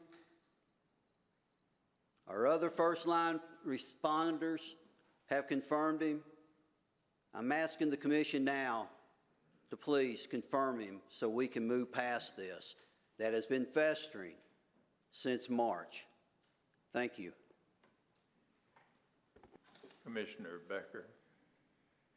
Yeah, my question was surrounding the job description. I think if I understood some comments, there were some questions about which job description and so forth. I did a search on my email, and I only found one job description that the mayor sent to all of us on Monday, March the 6th, 7:31 a.m. So I'm assuming, and maybe it's a question to the mayor, is that the job description that he conducted his interviews under?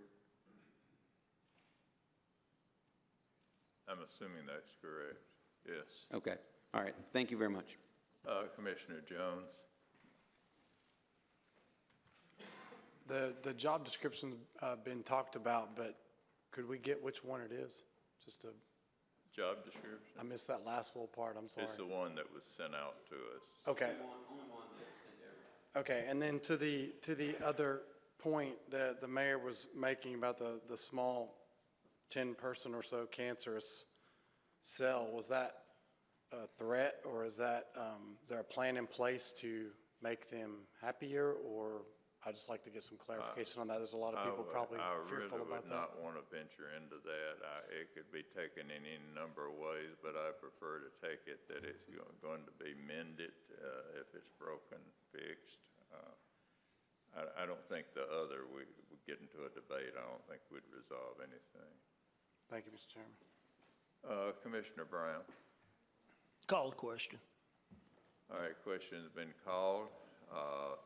Please put that on the board, Madam Clerk.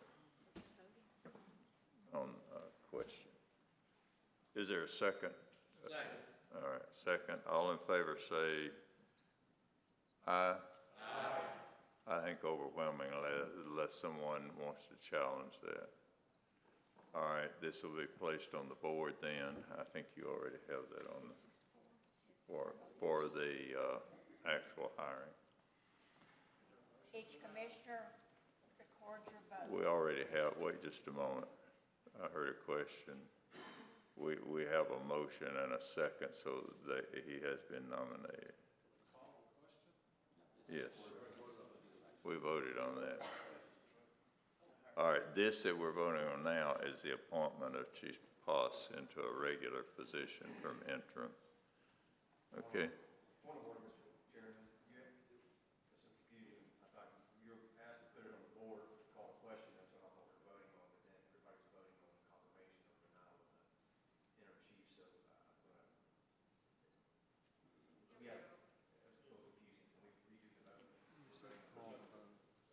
All right, all those in favor to call the question, vote aye. Aye. Opposed, like sign. No confusion about that, okay. Now, we're voting on appointing Chief Poss as the regular.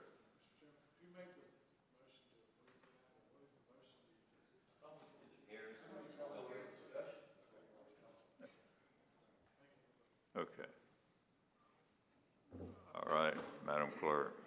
First of all, it's going to say, because we started voting on the other, it's going to say amendment, but it's going to be for Mr. Moss. Okay. Each commissioner record your vote.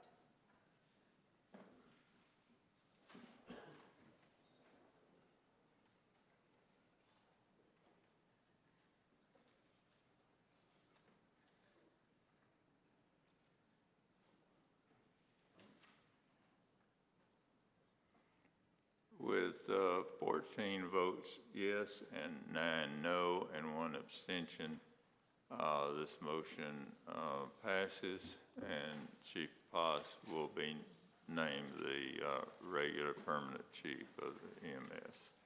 Okay, next we have reports of county officials. Those are in your packet, and we will be voting on notaries. Do I have a motion?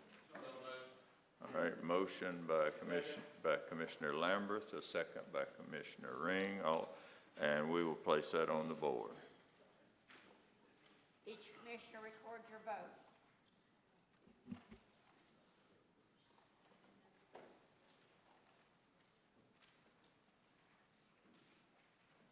With a unanimous vote.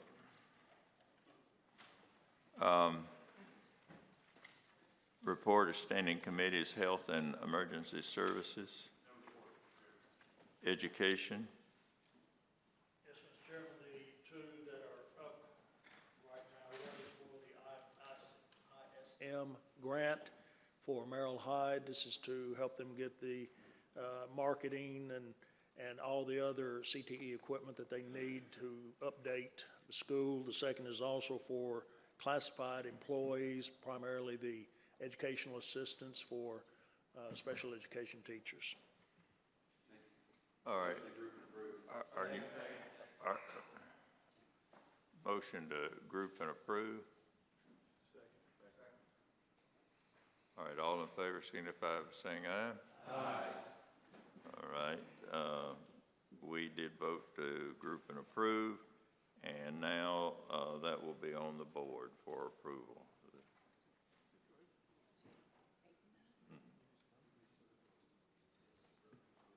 Well, it's 1 and 2.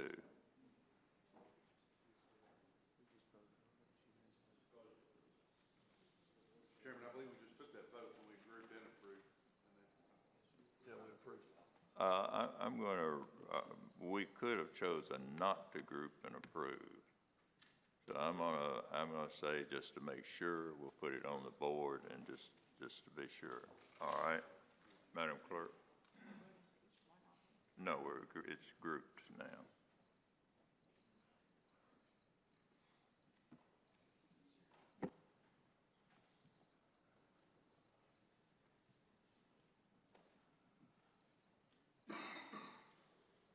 Each commissioner record your vote.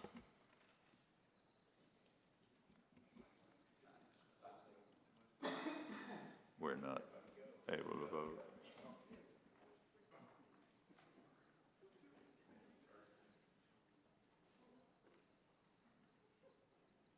Anyone didn't vote that wishes to vote? Can I change my vote?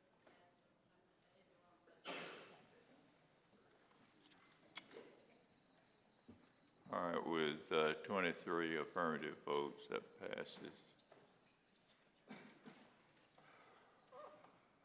General operations.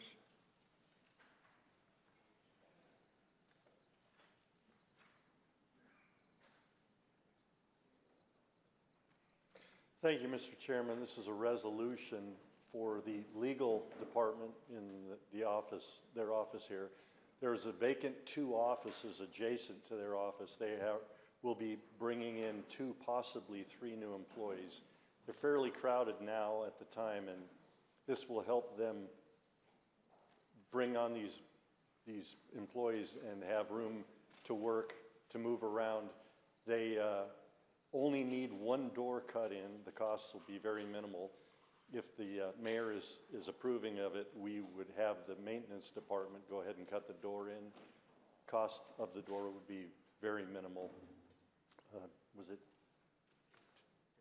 $1,500, I think, is what we, maximum is what we figured. So I would make a motion to approve this. And second by Commissioner Schoaf. All right, that is on the board.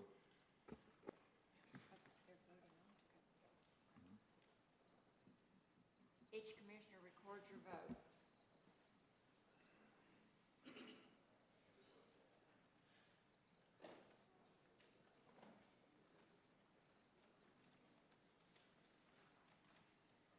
All right, that's 24 affirmative votes. That passes unanimously. Highway Committee? No report, Mr. Chairman. Committee on Committees?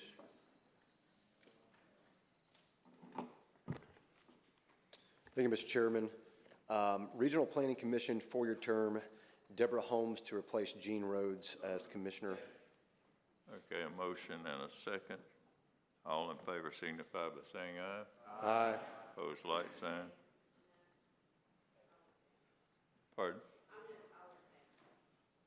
Okay, one abstention, okay. Go ahead. Legislative Committee, since we have Resolution 2307-12, is rescinding actions and establishing new procedures regarding the appointment of the executive director and members of the Tourism Board. I so move. Motion and a second. Commissioner Becker. I have a few questions, and I've got an amendment as well, but I guess I guess my first question is, and I'll direct it to you, Chairman Hyde, but you can redirect as you wish, but can someone just explain the background of what occurred or whatever that led up to this resolution being written? And again, I have more questions, but I think I'd like to start with that. Mr. Chairman, I was going to ask, I forgot if the maker of this resolution brought it forward, Commissioner Burkholz would be allowed to speak towards this. Yes. Commissioner. Oops, sorry. Yes, sir, I am a member of the Tourism Board, and we were in the process of hiring the new executive director, and I had asked for the bylaws, and we got the bylaws in a couple of meetings, and I looked at the title, and I looked at the subheadings, and I flipped it over, and I stuck it in my pouch. And then we went through the process of hiring the executive director, and then Mayor Isbell wanted to reappoint Marilee Tice, the chamber representative, to her second term. So I then went back to the bylaws and realized that the bylaws did not match our resolution. And one of the things in the bylaws is that the county commission appoints and fulfills the executive director's position, which then means she has to come before the county commission for an up or down vote, just as Mr. Poss did. In that process, I decided that it would be a good idea to change some of the things in the resolution because, as Commissioner Ring pointed out, in the current resolution that we are working under now, there is no longer a United Chambers of Commerce to appoint a Chamber of Commerce member. That, I don't know when that dissolved, but it is dissolved. So I went ahead, and also there are no term limits. There are 3-year terms, but there are no term limits. All of with the exception of the 3 new members, Commissioner Schmidt, Commissioner Holmes, and myself, everyone else has been on that committee since it was formed in 2017. So I wrote the resolution in order to firm up the standing resolution, and I made a few changes, and all of that is to protect the board from any further anything like this happening, to protect the executive director who is currently there, her job and her position, and also the few things that I added in to protect the taxpayer's purse that was simply for transparency. Would you like me to explain further? Do you have more questions? Can you highlight some of the differences of? So in the organization, there are 4 members from citizens residing in Sumner County, whereas the prior one was 3 citizens in Sumner County. I made it 4 by making the mayor and a non-voting ex officio, so that those 4 citizen members, as they are rolling on and off. Right now, the tourism board is represented almost exclusively from Hendersonville and Gallatin. I would like Mr. Harrison, Mr. Klein, Mr. Lamberth, Mr. Wynn. I would like the northern part of the county represented in that, because tourism touches every part of our county, every part, right down to the Gatorade and every Quick Mart, right down to that. Then I went to 4 members from among the members of the Sumner County Commission. That stays the same. And 1 member from a city chamber of commerce within Sumner County, to be rotated by city every year. And I went backwards alphabetically because I'm a homeschool teacher. It made sense. With White House, then to Westmoreland, Portland, Hendersonville, Gallatin, and Goodlettsville. Those are the 6 chambers. The Goodlettsville Chamber has currently been being represented by Marilee Tice. And I added that their new citizen memberships would be 2-year terms, not to exceed 2 terms, as opposed to 3-year terms with no limit. Is the city chamber representative, is that? Go ahead. Yeah, we need to talk this way. Okay, my apologies. I thought we were suspending the rules. I apologize. Go ahead. And then the county commissions, nothing has changed. They'll be coterminous with their term. And the term of the Chamber of Commerce member will be 1 year, not to exceed 1 term, so that we don't have rotating members in and out of the board. We would have a new member every time, but as every 6 years goes by. And the only other thing that really changed was it was suggested that the county commission I don't want the county commission to take over the tourism board, but the county commission in the old resolution they did not appoint, but they confirmed all of the appointments, and all of the appointments heretofore have been mayoral appointments, and I did change it to county commission appointments, not mayoral appointments. So those are really the only things. The one thing that I did take from the bylaws that I did find that were signed is that the executive director shall be appointed and elected by the county commission. That is in the current standing bylaws. And that the county mayor shall be non-voting. Because I needed a seat for citizens, I want the tourism board to be citizen-heavy, not commission-heavy. And we want them to, we want a quarterly report, financial report brought to the county commission beginning of this September, so that everybody can see what's going on in tourism, so you can see where the money is going, so you can see the activities. If she wants to add all of the new and exciting and wonderful things, I'm happy to have that too. That way everyone knows what's going on with tourism. And then we did add the review, if you do anything, if the board does anything against their bylaws or against this resolution, that they would be subject to review by the Ethics and Conduct Committee. All of that is to strengthen the board, protect the director's position, protect the board. We have full transparency that way. There are no more questions. There's no mystery about the tourism board. I served as a member of the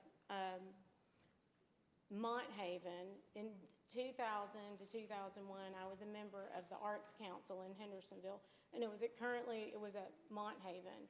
And I had been a singer in community singers for years, and nobody knew what the Arts Council was. So it wasn't until you were on the board of the Arts Council that you actually knew what the Arts Council was, and we joked that it was an enigma. I don't want the tourism board to be that way, and if we have people represented from all over the county in that tourism board, then they will go to their communities and they will promote the things that the tourism board promotes. And that is that is the only reason that I did that. Okay, thank you for that explanation. I have a few questions. On the City Chamber of Commerce selection, is that, and you may have said it, and I apologize, would that be nominated by each of those cities' Chamber of Commerce, or? Yes, that's how it is currently, except that it was from the United Chambers of Commerce. I would expect that Okay. when the new, oh, and the other thing is in the former resolution, everyone's positions began in October. Okay. And currently, we have some coming in June. I don't know if I have not found an amendment to the bylaws or to the resolution that states that the appointments would be anytime in June. So I would shift everything that we are doing now to October. The terms that are currently there would be up in October. Everyone else has been there for 3 years. And the chamber member has been there a year, I guess, in June. We did not begin until December. Okay. Thank you for that.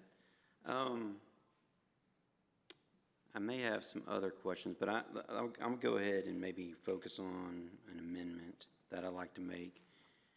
And I don't know if the intent was there or not, because I'm just not certain. But I know, obviously the current executive directors just went through that hiring process. I think someone said there was 60 or at least 60 applications for that. I would like to add under the second, be it further resolved. So you leave the first one. And as the second, be it further resolved, the current executive director, and this is in line with the third one, talking about the present members, but so be it further resolved that the current executive director shall remain until resignation or removal from office. All right, the motion has been made and a second by Commissioner Jones. Any discussion on this amendment? Would you raise your hand? Commissioner Scho?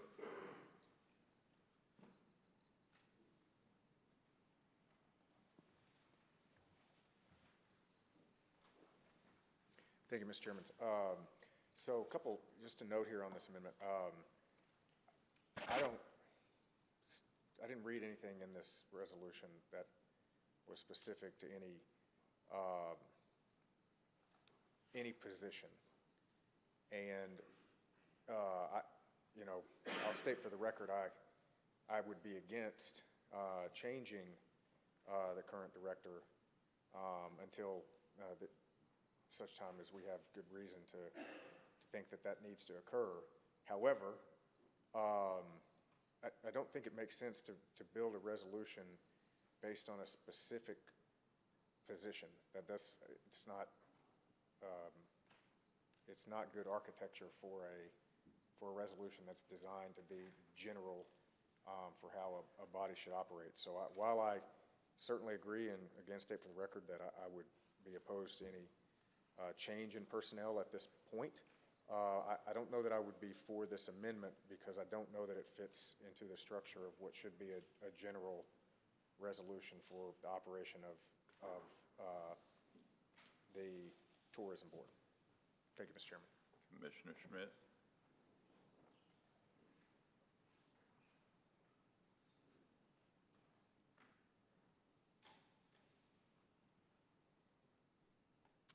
Thank you, Mr. Chairman.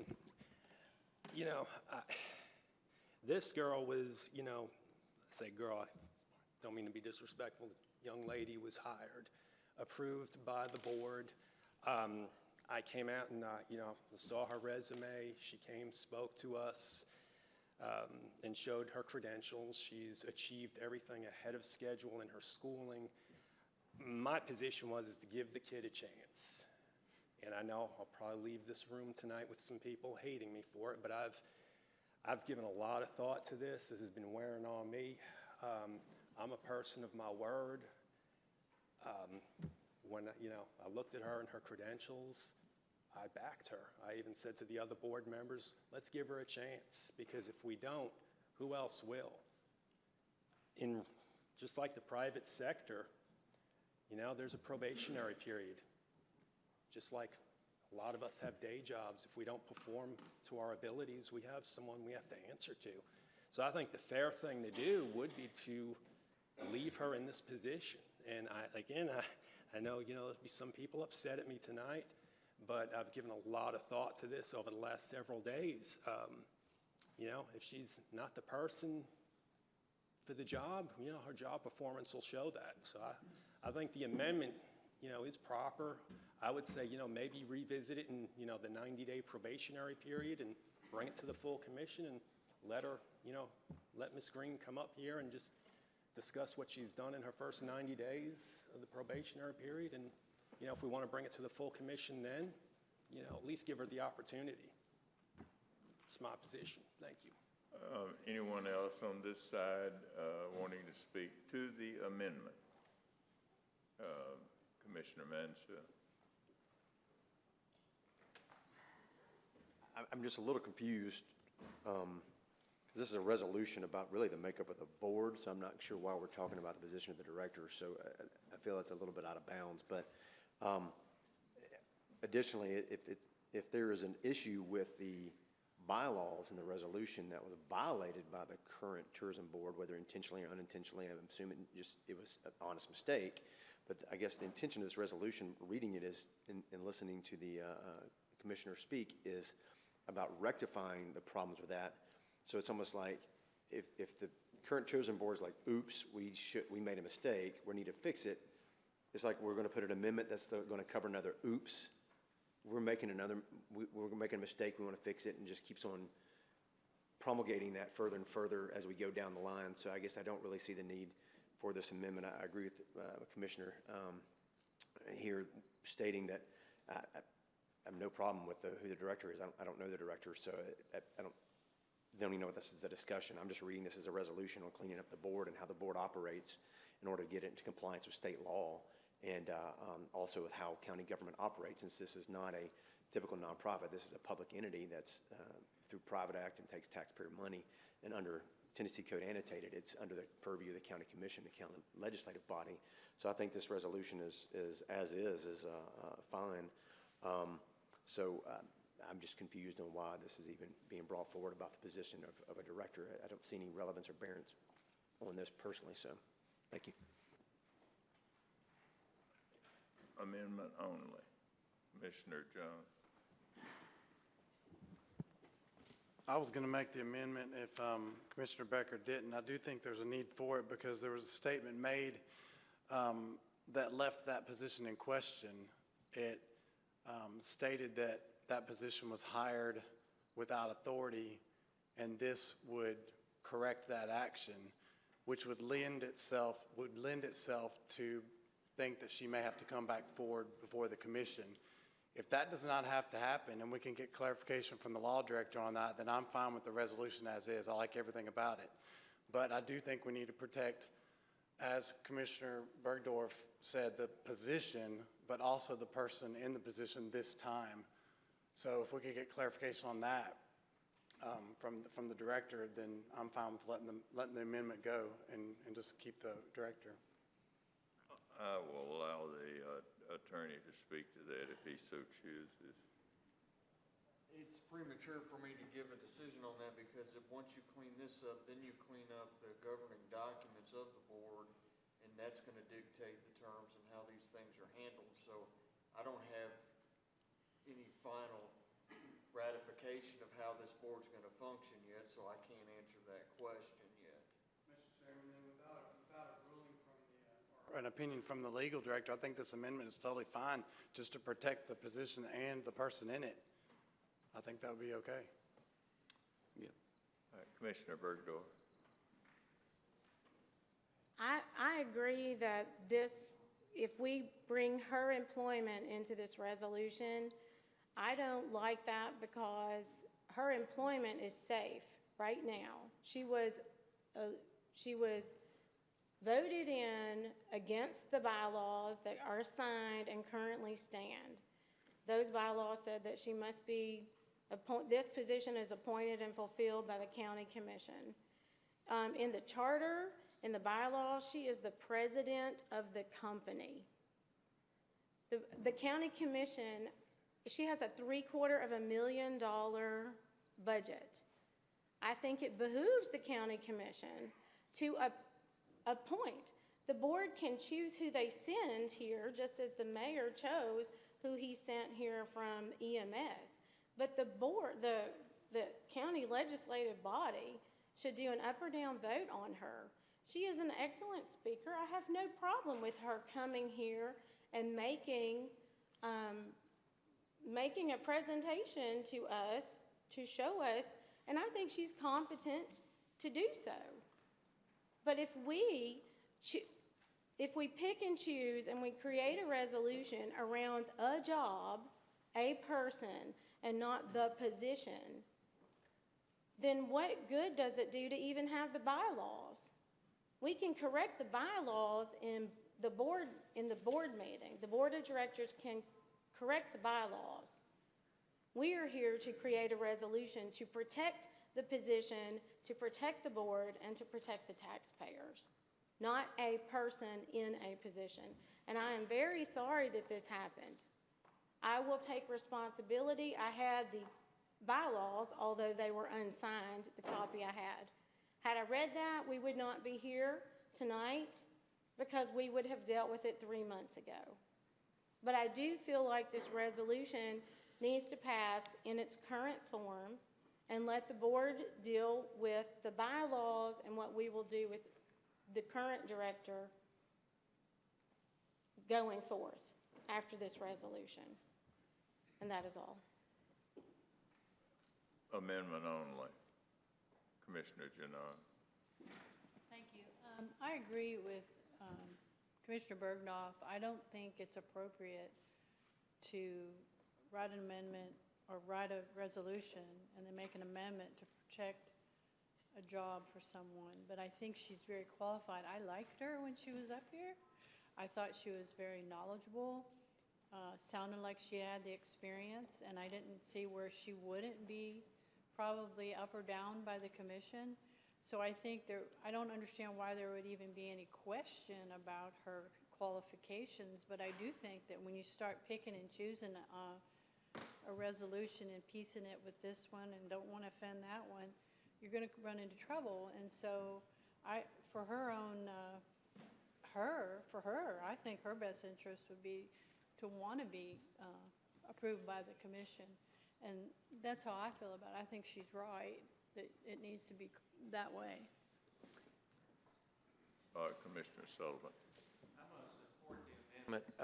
I do think that we need to include Ms. Green in the current resolution, just because next month it may be the library board that we're wanting to restructure. So I think we need to be very careful. We just hired a director. We need to let her be part of this resolution and then let the new board clean it up. Anyone else? Commissioner Becker.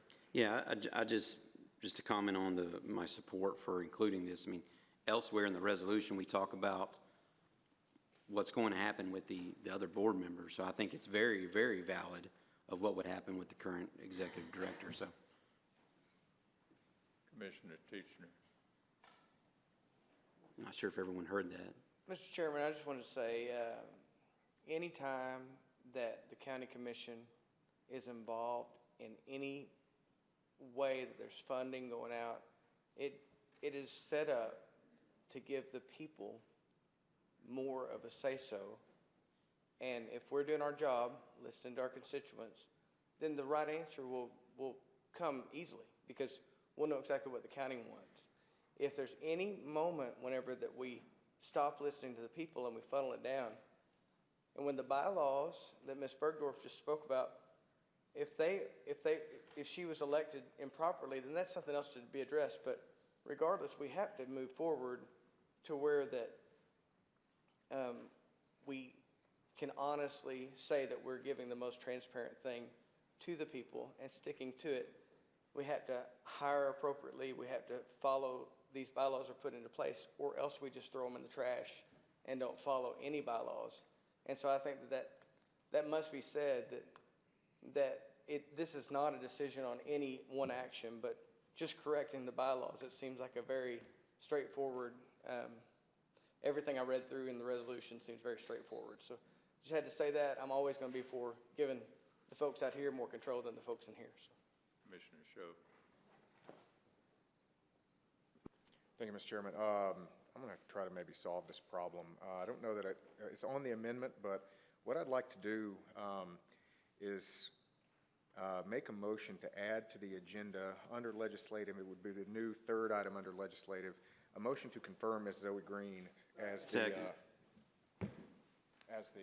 Motion and a second.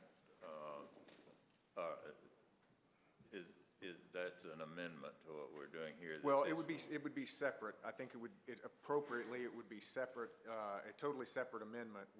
We would pass the resolution completely separately. This would be to add it as a new agenda item to confirm this individual separately. I'm good with that. That is not on the agenda. I would prefer to tack that on, that it will appear on the agenda later after. Okay, that's fine. All right, those in favor say aye. Aye. Opposed, like sign. Okay. So we will tack that on as another item in a little while. Now we're back to this amendment. Anyone else speaking on the amendment? Commissioner Pomeroy.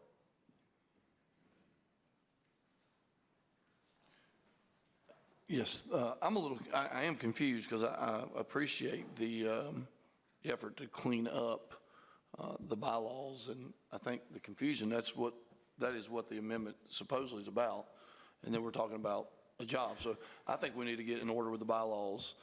I don't think we should change what we've done until what we do know is that she passed unanimously through the Tourism Board.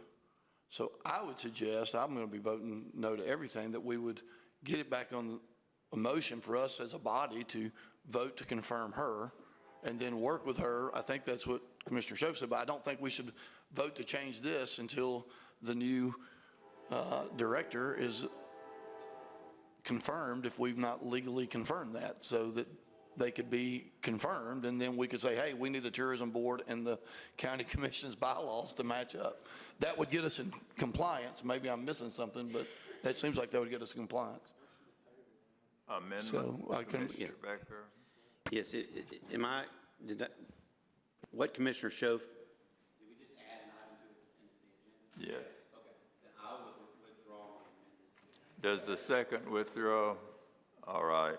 So now we are back on the main amendment, and it sure would be nice if we could wind this down pretty soon. Commissioner Wynn. Thank you, Mr. Chairman. I have a few things. First, what I'd like to do is just make a motion to table this, and let's take up the confirmation vote now. We can come back to this once the confirmation vote's done. To table it? Mm-hmm. Whatever the correct vernacular would be for let's push pause, confirm, and then come back in. Correct. Yeah. Well, we've already voted to do what we were going to do on that, so you need to you further explain to me what you're trying to do. We want to table our discussion right now for this resolution, and then let's vote on the confirmation vote now, and then this will be next up. We'll come right back into it. To rearrange, which minute?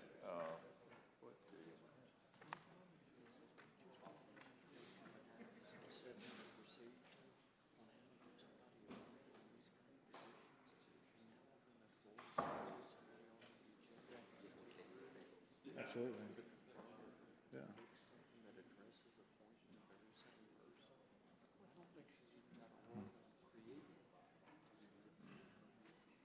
And this is based on what I reviewed in the old ones and what the law says. This is a commission-driven thing. I think what we need to do after talking with the attorney, we need to go ahead and deal with this amendment and then vote on the appointment. Okay, I'm making a motion, Mr. Chairman, to table this until after the confirmation vote. Second. Motion and a second to table it. Table it. Until after the confirmation vote. Yes, you can. Tabling is a long term. You set a timetable. You set a time. Because this is a director position. We're not, I'm not hearing any points right now until we resolve this one. This is a director issue. The only thing that needs to be on the table tonight is Berthold's resolution.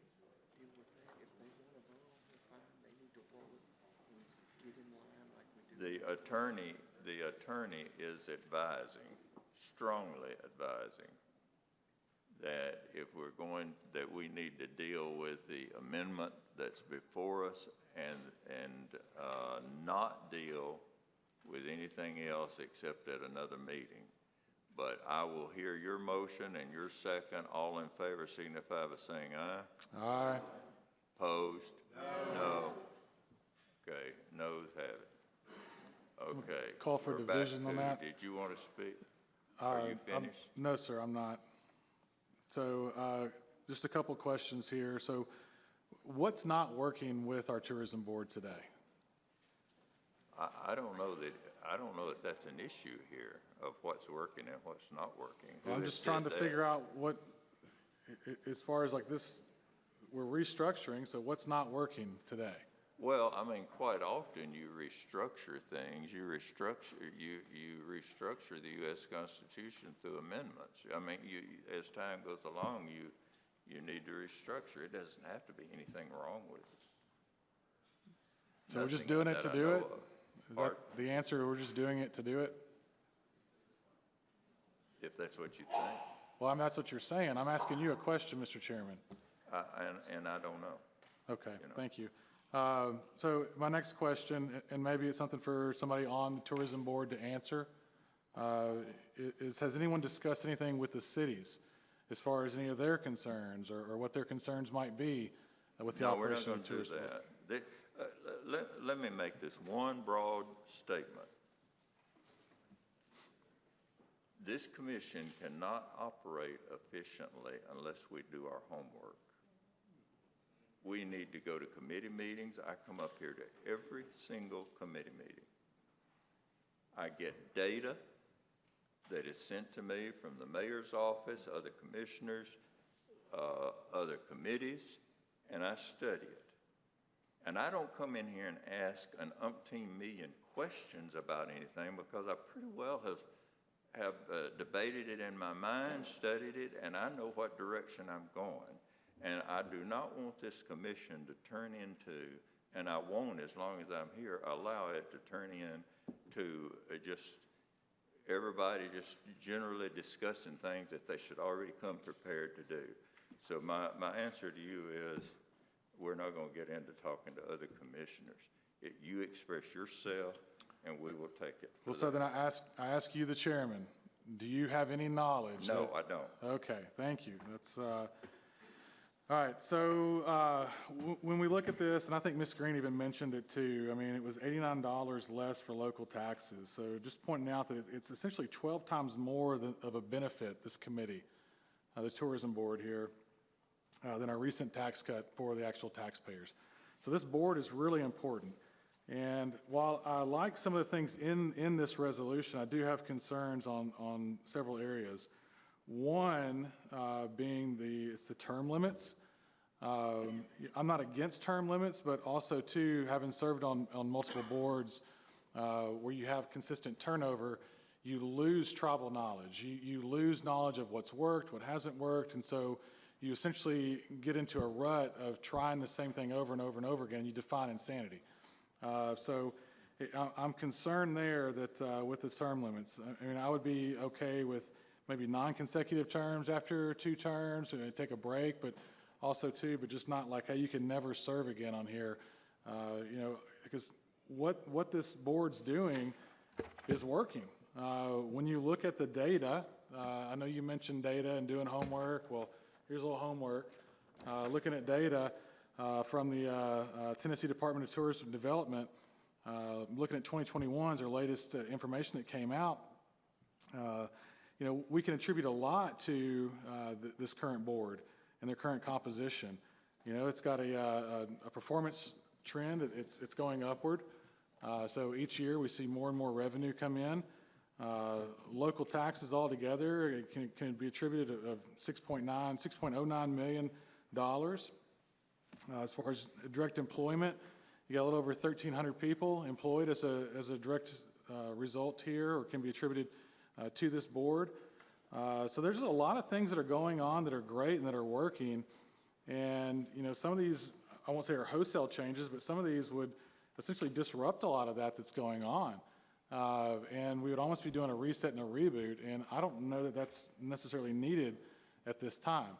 You know, the commission has 4 representatives on today, plus the county mayor as voting members.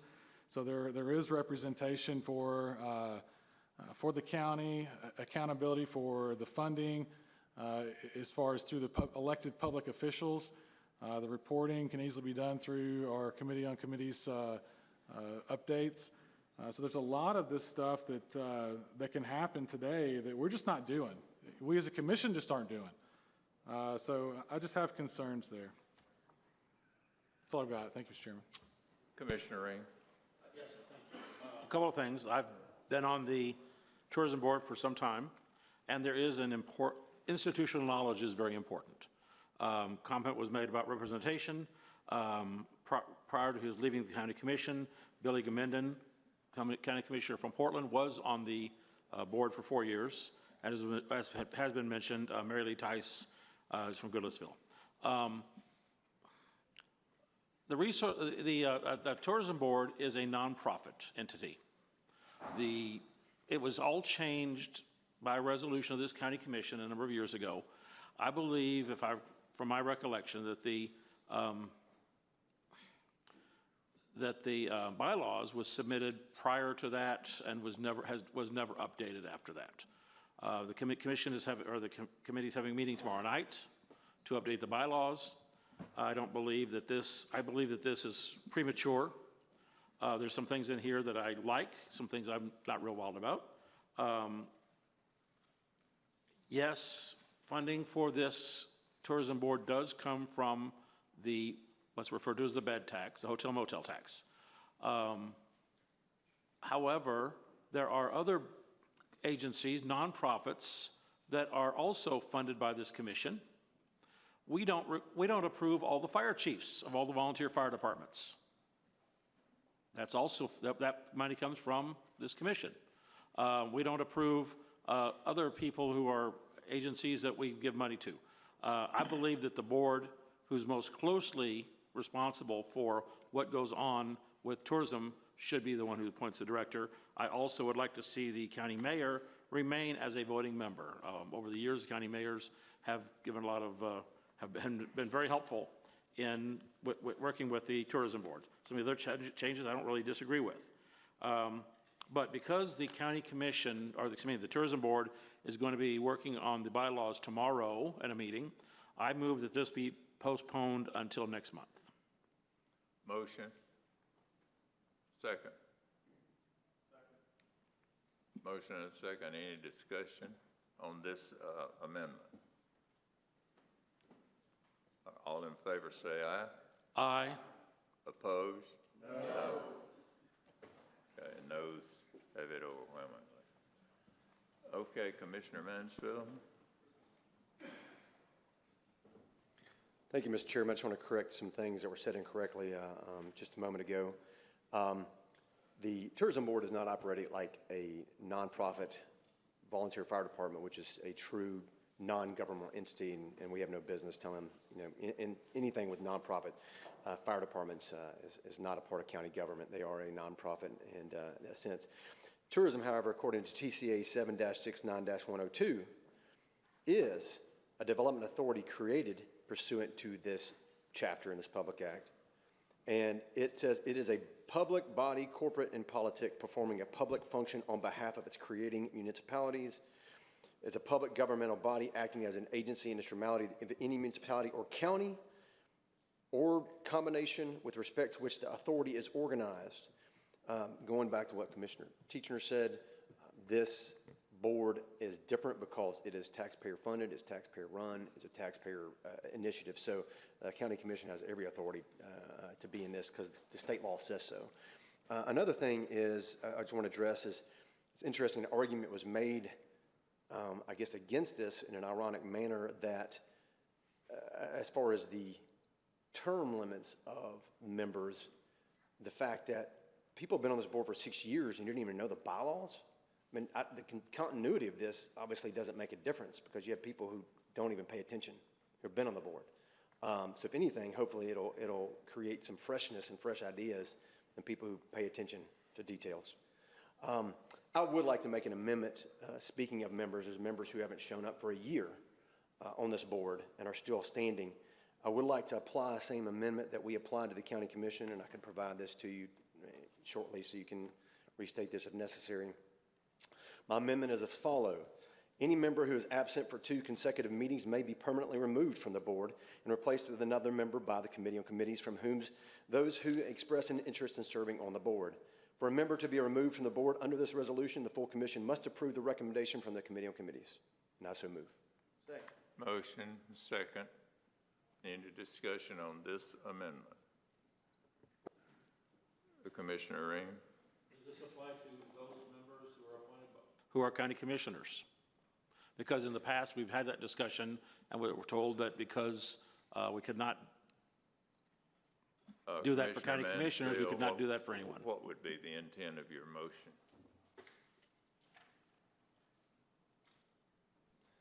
Yes, per our current commission rules, if any commissioner misses 2 consecutive meetings, they may be removed from their committee. So this is everyone? This is everyone because this follows our commission rules that are existing that we voted on, and this follows the same language. So yes, including commissioners. All right, seeing no one else, and all right, all in favor say aye. Aye. Opposed? All right, that does pass. Commissioner Jones? Since there is no more amendments on the floor, I'd move to call the question on the resolution. Question's been called and second. All in favor say aye. Aye. Opposed? All right, we will vote now on this. You can have that on the board. Each commissioner record your vote.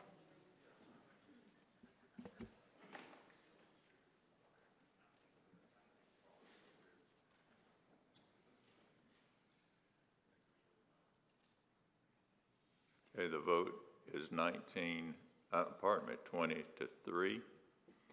So we have one item left, and that was what was bumped to the third part of this amendment. Who made that amendment? I have forgotten. Commissioner Schoaf. Would you like to repeat that, Commissioner Schoaf, for the clerk? Yes, Mr. Chairman, I move to appoint Ms. Zoe Green to the position of director of this. All right, motion and a second. Any discussion? All in favor signify by saying aye. Excuse me. Aye. I believe he stated the name wrong. Oh. Zoe Green? Zoe Green? I'm sorry, I misunderstood. Yep. All right, let's put this on the board. This is on the position for tourism director.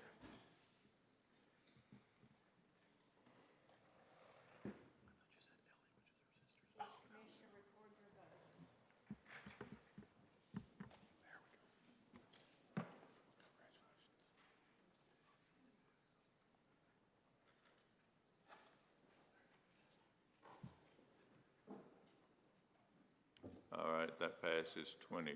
Okay.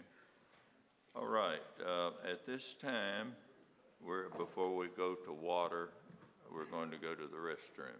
So we're going to take about a 10-minute break.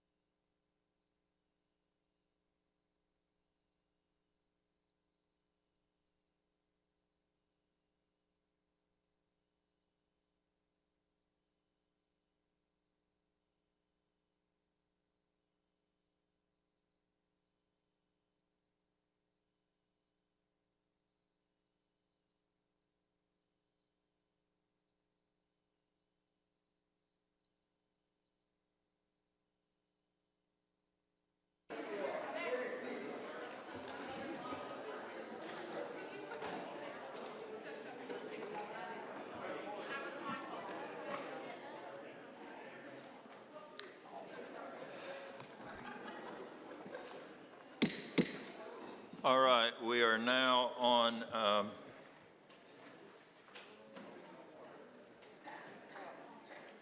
the item having to do with water, which is 230711.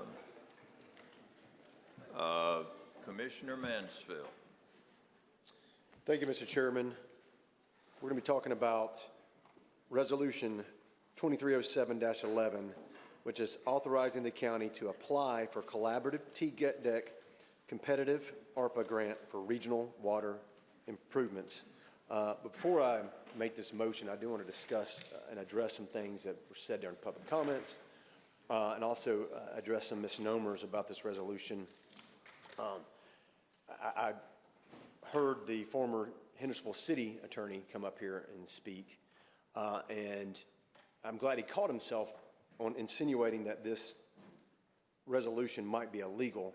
He didn't say it, but he got close to saying it. There is nothing wrong with this resolution. There's nothing statutorily wrong with this resolution or the request and asks in it.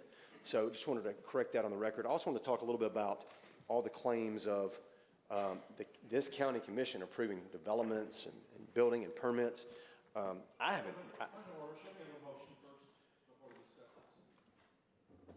As chairman, I'm talking about it. In the previous commission, the chairmen did this quite often. Go ahead, Mr. Mansfield, and make a motion. Well, I'll make a motion to approve this, but I'm going to discuss this. And a second, so got a second on the floor. So there was a discussion about saying the county has approved all this building and development. Well, the previous county commission did. That's for sure. And I didn't vote for any of those, any rezonings that came before us or any developments. Haven't done it this time yet either. There's a big difference between 543 square miles and 14 square miles in Portland in what the Planning Commission does.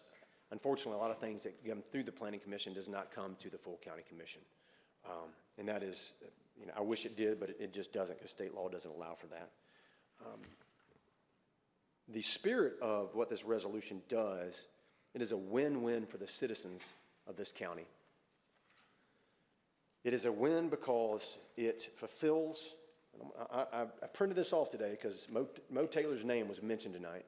So this is a photo of Commissioner Mo Taylor. So he used to sit right here next to me. And you can laugh and make noise all you want to. But this is a guy who fought for water lines for his constituents in District 1, now District 2, on the northern end of the county. It was brought before this county commission multiple times fighting for water lines, and it was always rejected in the budget process this previous 4 years of this county commission to approve CBDG grant for water lines when Mo Taylor would try to do it. However, there was an idea to put forward $10 million of ARPA funds for water lines or the northern end of the county that everybody loved. Why? And Mo and I discussed this, and it was a vote that Mo was frustrated over because he was definitely felt caught between a rock and a hard place on his original objective of providing clean drinking water to people in the northern end of the county in his district who had lost access to clean drinking water. These aren't people who are going out and wanting to build a house and asking for new taps. These are existing residents who have been there a long time who needed water. Now, water pressure has been decreased, I dare say and guess, a lot because of development around the area. So that's just seems pretty sensible and reasonable to me. But Commissioner Taylor's spirit of what he wanted to do, since he's not here to speak on his behalf, I'll read his words for him of things that he had posted even last year from the previous election. And he said, and this is a post from 2018 when he got elected, but he repenned it last spring before he died about water lines. He said, I remember my reasons for running back in 2006, and they have not changed. But with the struggles with growth and other political issues of the last years, my list has grown. He said, I made a few campaign promises back then, and they were to make informed, tough decisions. This being at every meeting and committee meeting I was a voting member of. I also said I would be a voice of those I was elected to represent. I vowed to try to bring more access to clean drinking water to our district. He said, I've tried hard to be a voice of those I'm thankful to represent. I've listened and voiced what my constituents tell me matters to them. Mo also said, he talked about the uncontrollable growth that led to property tax increases. So when we're talking about water lines for existing people in the county who cannot afford tax increases, that's who we're trying to help. That's what the spirit of this resolution is doing. And I would be remiss if anybody here doesn't vote for this, because it's a great thing to do. However, what we discussed in legislative Monday night, in my opinion, is exposing the underbelly of the beast. Some amendments were made to try, one, to give the county a voice at the table of annexation process of large tracts of county land for development, high-density development in the cities that do trigger property tax increases to pay for new school capital costs in construction that the county does not have the money for. In 2014, property tax increase, 2019 property tax increase, both of it for the schools. Between those 5-year period, the county borrowed approximately $300 million for new school construction, new school expansion. $300 million. In that same time period, they roughly raised $13 million in the inadequate facilities tax, as Mo called it. And that's what he called it, the inadequate facilities tax.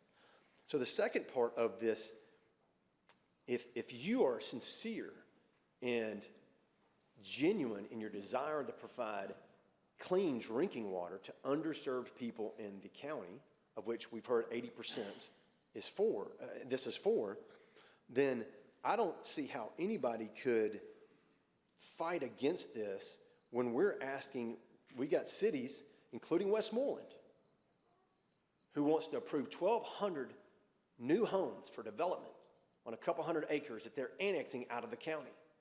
And it was told in my face Monday night, legislative, that Mo Taylor would approve for that. Well, I tell you for a fact, Mo Taylor would not approve of any annexation of county land into Westmoreland to build 1,200 new homes that they've been talking about. It's going to be talking about this week.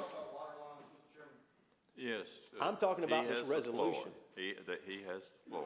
This resolution has two whereas clauses. Obviously, the commission probably hasn't read it. Otherwise, you'd know that. One of it is dealing with an ask for an interlocal agreement with the cities involved with this, saying, hey, we're going to form a task force to give you a seat at the table to come up with an impact fee schedule for all these new developments, because these water lines are for new development. Mo knew it. We all know it. But if you're saying it's not, don't believe a word you're saying. So part of this resolution, beyond the request for a moratorium, requesting the cities asking there be a moratorium on their annexation of county land until the state legislature passes the law.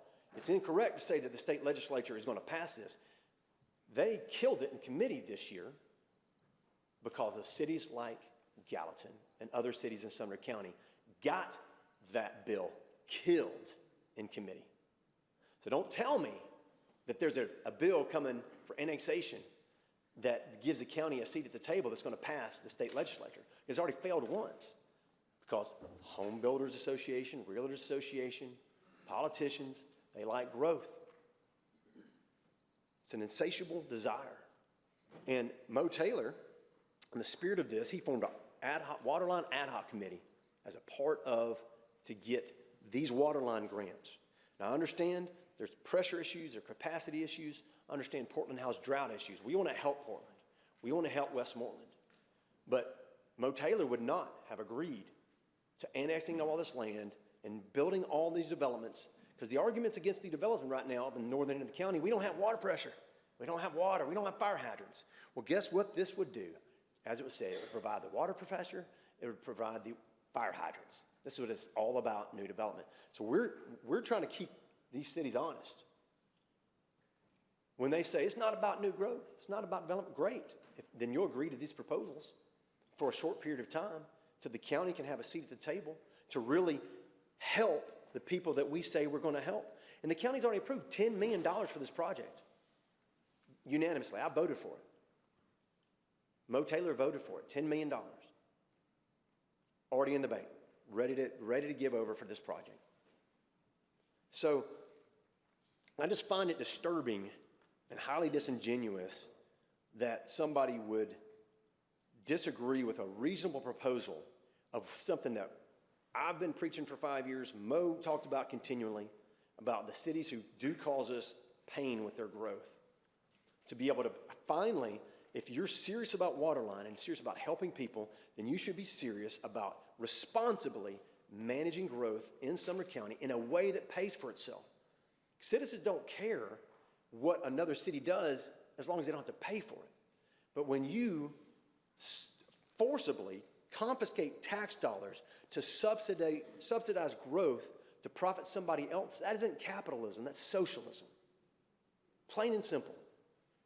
So people are tired of the socialistic approach to government in this county.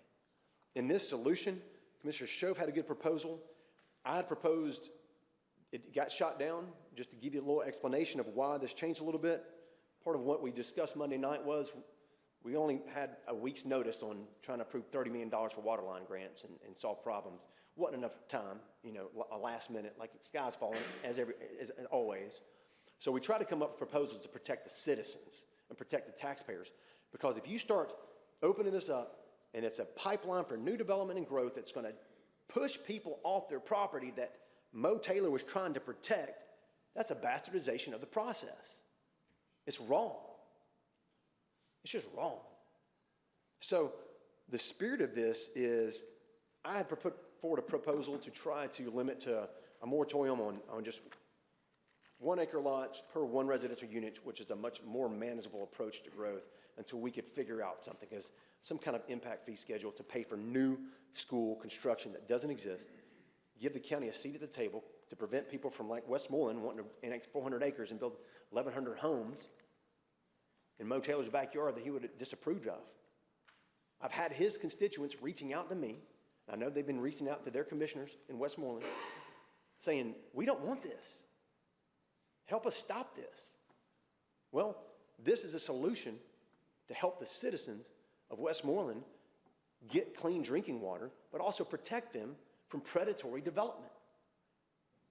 And that's what we're trying to do. So I'm sure there's going to be a lot of arguments. It's going to be a lot of fun. But I just can tell you one thing, is that Mo Taylor would support this. He would support these amendments because it protects the taxpayers and it provides for a need. And it does it in a responsible, slow way, that if growth is going to occur, it's going to occur responsibly. So, Mr. Chairman, I hope that this is unanimous support with 24 commission votes tonight. Otherwise, I'll be disappointed. Thank you, Mr. Chairman. Commissioner Becker. Yes, I've got a question, and then depending on the answer, I might have an amendment. For the grant, I guess for this TDEC grant, is it, I'll ask you, Mr. Chairman, but are these conditions that we're, the stipulations that we're putting on it, is it possible that the grant may be declined because of the stipulations that we've gotten this resolution? I'll ask without objection, I'll ask our grant writer to respond to that.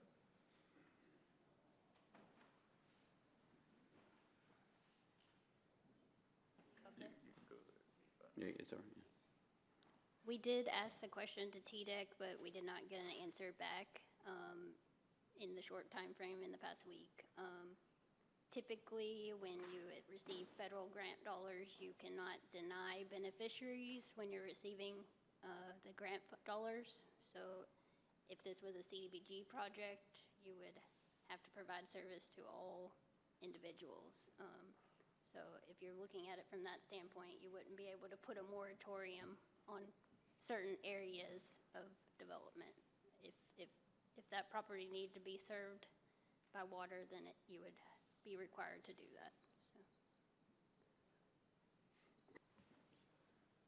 Is that all, Commissioner Becker? No. What, may I ask, how long ago did we ask TDEC that question? Is that something that, I would think that'd be a pretty simple response, or quick response. Because I would love to know TDEC's official response that, no, these stipulations would disqualify you from the grant.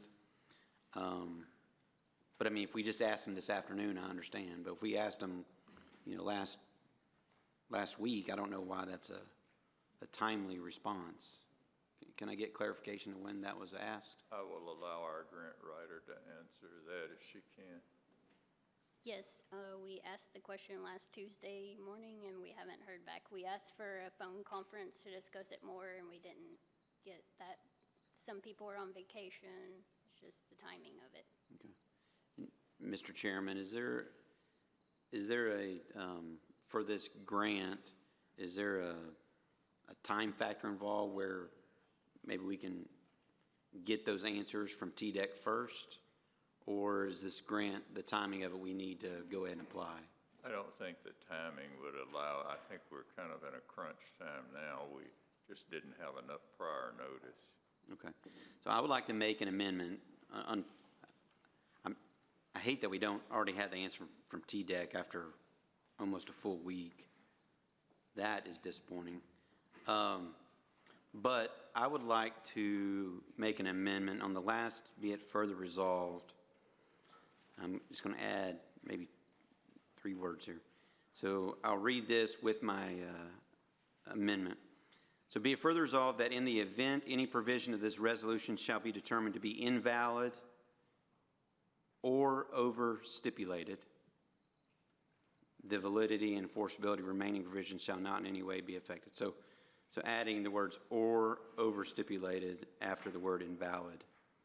And that's only because I do not want TDEC to decline our grant by saying that, because these stipulations are there. So my amendment is to add the words or over-stipulated. We have a motion on the floor. Is there a second? Oh, what? Dies for lack of a second. Gatt was second. Pardon? He seconded. Commissioner Wynn made the second.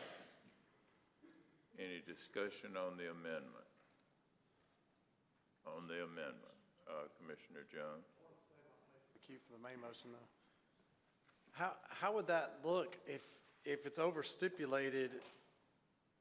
It goes through anyway. We may not want that to go through if they take the stipulations out. I don't see how that could work. I think you could go further with your amendment and explain that possibly, but because I'm not ready to vote on that because I don't think that would give them anything to approve or deny yet, because they'd have to come back to us to see if the stipulations they took out were something we'd be agreeable to. Okay, all right. I'd rather us not get into a general discussion here, but to state your point, which is good, and you've heard what he said. Is there any other discussion on the amendment, Commissioner Mansfield? Behind Kevin.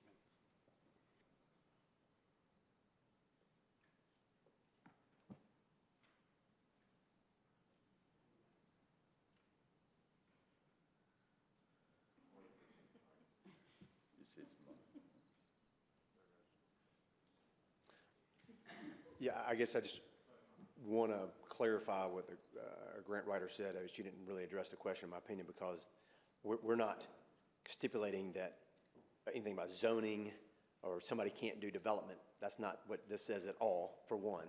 And also, it's asking the city, one portion, to self-impose, pass an ordinance to self-impose themselves on a moratorium on annexation. That's not the county commission doing anything, having a voice at that table. There's nothing statutorily wrong with that. We're just making an ask. The cities can choose to accept or deny of their self-governance, and that's all. It's a request. But there's nothing. There's a little bit misleading statement that was made because there's nothing in here that is about stopping development. And that's probably why TDEC hadn't answered this. I mean, because it's like there's nothing wrong with this resolution statutorily. for the asks that we have. And it has some very reasonable requests based on what the citizens have been asking us for, at least for my 5 years on the commission. And I even had citizens reach out to me this week and surprising me, saying that it's very reasonable with these asks of the cities and doesn't see why anybody wouldn't want to negotiate and come to the table. But it has nothing to do with the language or the grant, because it doesn't, there's no, making a stretch that didn't exist. It has nothing to do with rezoning, and it doesn't mention that in this, or stopping development. So we're not asking anybody to stop development. So nobody's being denied anything, so TDEC wouldn't be on the amendment, Commissioner Becker? Yes, sir. So I'll direct my question toward you, but the commissioner that just spoke, if I'm reading the first bit, further resolved, I guess the second one, that the approval of the disbursement of grant funds by the county for this project shall be conditioned on the city's creating that moratorium. The way I read that, and the word shall be conditioned, is 100%. This isn't asking the cities. This is saying that we're not going to give any funds for, the county's not going to give any funds unless they do that. So if that's not the intent, I would welcome an amendment what the intent is. So. All right, anything else on the amendment? All right, we're prepared now to put that on the board. Would you like one more time to explain your amendment so we make sure everyone is understanding? Yes, that's fine. So the amendment that we're voting on right now is the last paragraph after the word invalid to add the words or over stipulated. Thank you. All right, that is on the board, folks. Each commissioner record your vote.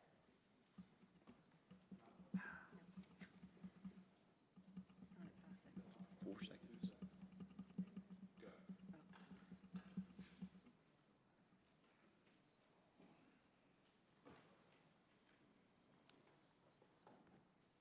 All right, that motion fails 17-7. All right, we're back on the main motion. Commissioner Pomeroy, main motion. Yeah, I did not bring any photos of any deceased friends that I know, but I did serve with Commissioner Taylor as well for 4 years. Worked diligently with him to try to get water lines in place. Matter of fact, some commissioners at that time might have been moving into high-density neighborhoods that were zoned by cities, spot zoned by cities during that time frame, if I'm not mistaken. My time frame's right. And I've been accused of not reading, but this was back in 2000. Pardon? His microphone is not turned on. Oh, okay. It is now. Okay. But this was minutes back in, let's see here, 2017, when this came up for ARPA funds, where Commissioner Taylor made a motion to say, you know what, 10 million is not enough. We need 15 million of ARPA funds. And it says that was seconded by Commissioner Mansfield to amend. It doesn't have anything in here about stopping what cities do. I would like to make an amendment that people need water. So my amendment to this would be that we do approve these ARPA funds with no strings attached. For all the people who came up here and said, I can't get a cup of water, firemen who said they can't fill their trucks, I apologize that you refused, that your motives were strictly to make money or to grow. I do believe that there are people who are not having adequate water supplies. I believe that commissioners for years have talked about it. I believe that Commissioner Mo Taylor talked about it. You can go pool meetings like I just did. I believe that I presented in 14, 15, 16 out of county funds before there was ARPA funds to try to get water lines to people. We've got a question. We have federal money, we have a grant. I understand we don't want growth. I voted no to the high density thing that was on this board tonight. 5 acres, 5 houses on 3 acres is high density. I've never voted for a single county high-density neighborhood. I'm against them. But to tie those strings together as what you want to do because you don't want Hendersonville or Gallatin or to be able to have that, that's not the way to go about it. I'm not going to use people's water source when we have a gift, possibly, because we've been up here for years trying to figure out how we were going to get money to do this. Years. And then all of a sudden, a week later, I bet we could really stick it to all those cities that want to grow right here, right now. And then, you know what? We'll do it on this issue. We'll do it on this issue because there's water involved. And there's people who don't have enough water. Oh, by the way, we also are going to approve even more money for broadband. So I'm assuming we think broadband's more of a natural resource and more valuable people than water. That came out of Monday night. Water. You want to slow down growth? You want to slow down building? I'm with you. Let's work together. How do we do it? We don't control Hendersonville. We don't control Gallatin. We don't control Portland. I understand the idea of wanting a seat at the table. I don't like the state annexation law, but to hold people's water, because here's what's going to happen. This isn't going to get done. People aren't going to get water, and we get to go out on some type of social media and say, I fought for the people. Look at me, I'm a man of the people. Slow down those evil developers. Probably sitting in a house that was built one of those developers. So is your motion? So my motion is to approve the money for the water lines with no strings attached, no other amendments. All right, motion by Commissioner Pomeroy, second by Commissioner Harris. This is to amend the main motion. Any discussion on this only? Commissioner Teachner. Mr. Chairman, thank you. So for the record, I probably can speak for the entire commission. I've not received any phone calls saying that they don't want people in Portland or Westmoreland to get water. So just to clarify that. Number two, it made me smile to show that we're moving in the right direction because it was pointed out that one of the commissioners who is against high-density development lives in a development. But that shows that we don't represent ourselves, we represent them. And so I get really excited to speak on this because I was told this week on a phone call, and the reason why we need strings attached, this is the reason why this for this is I was told on a phone call, well, aren't you guys anti-growth? And I thought that was interesting because we were just told that by the previous motion maker. And my answer was, well, I'm not anti-growth, but I'm anti-harm. And so therefore, the problem with overdevelopment is it makes your back door larger than your front door. You can't support it. You're going to push away my constituents who struggle to pay their own property taxes and live in a house that they've paid off over 30 years. And so the reason why this is so important, that we really do look at it and make sure that we give people water, but we don't give them tax increases, is because we have to stand in the gap. We were elected to do the hard things and to read things at the midnight hour, to read a huge document and try to find out what's best. So the most important thing that I was told by my constituents on front porches, back porches, running from dogs, at barbecues, at community events, was that they don't want the growth that hurts them. And the growth that hurts them, it is not the school's fault that they need new schools. It is not the sheriff's office fault that they need more deputies. It is not the roads department fault that they need better roads. It is our fault for approving the wrong things and not standing up for the citizens, and for the fact that we have the the yes or no vote to either vote for a tax increase. And people still have the remnants. They can still taste the sewer in their mouth in my area because they know that they were hurt by that. And that eminent domain is still ringing true. This is water, and it seems so good. And I want water for everybody in this county that want it. I know I've got family who are on well water, and they don't want water. They've got good wells. But that left aside, I don't want to superimpose and say we're going to give everybody water if they don't want it.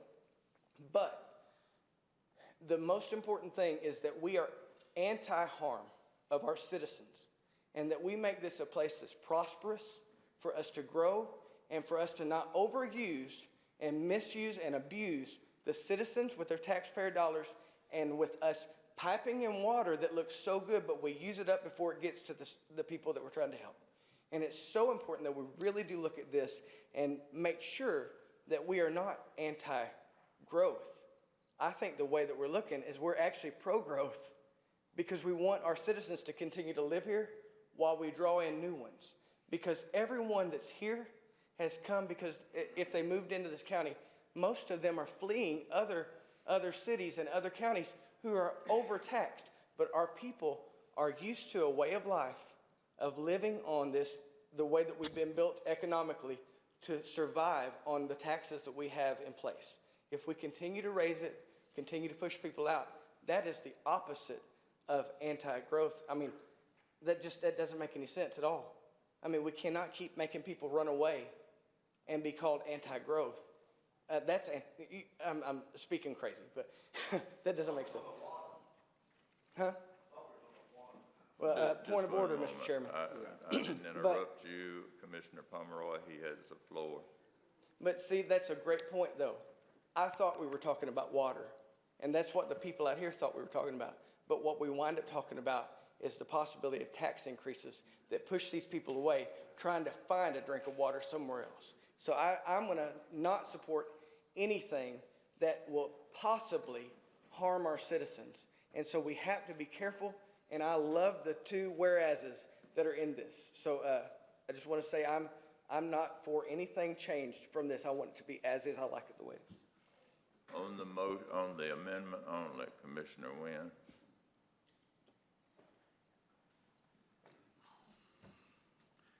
Thank you, Mr. Chairman. I'm all for the water, and I hear a lot of talk about the growth, and we can't do this. We got to make sure this doesn't happen. I mean, essentially, we're holding water hostage right now. We are holding water hostage, and I know I've heard in this chamber time and time again about somebody holding a gun to your head and not liking it. Well, I guess it's do unto others, right? We'll just do unto others. So, yeah, hey, you guys want water? We're going to twist your arm. We're going to twist it up good. There's this talk about this unbridled growth. But one thing that you don't ever hear about is urban growth boundaries. Urban growth boundaries. What are urban growth boundaries? It's a boundary set that the cities cannot expand past. They have an option to annex into that. That's approved by all cities and the county. So we do have a seat at the table. So a lot of this stuff that's being talked about, it's gaslighting at best. Not to say that growth is not a concern. I heard more about that whenever I was out knocking on doors, sitting on porches, at barbecues, talking to people. And infrastructure too. That's a huge concern. Here's an opportunity to fix infrastructure. Fix infrastructure. If we want to do something that's going to, as far as all these whereases and all these strings attached, why don't we do a separate resolution that does that? What stops us there? It's cleaner. It makes it to where this application for this grant, it's less of a risk for getting denied. But as of right now, I mean, hey, let's just keep holding it hostage. Thank you, Mr. Chairman. Commissioner Lambert.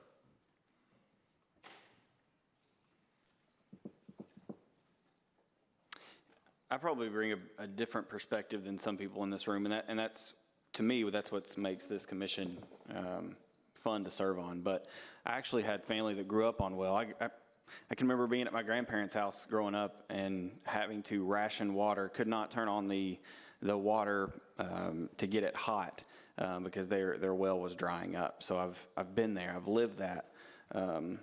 And I think where my vote comes as far as this motion to remove the restrictions go, because I'm with several people that have spoken, Commissioner Mansfield, Commissioner Teachner,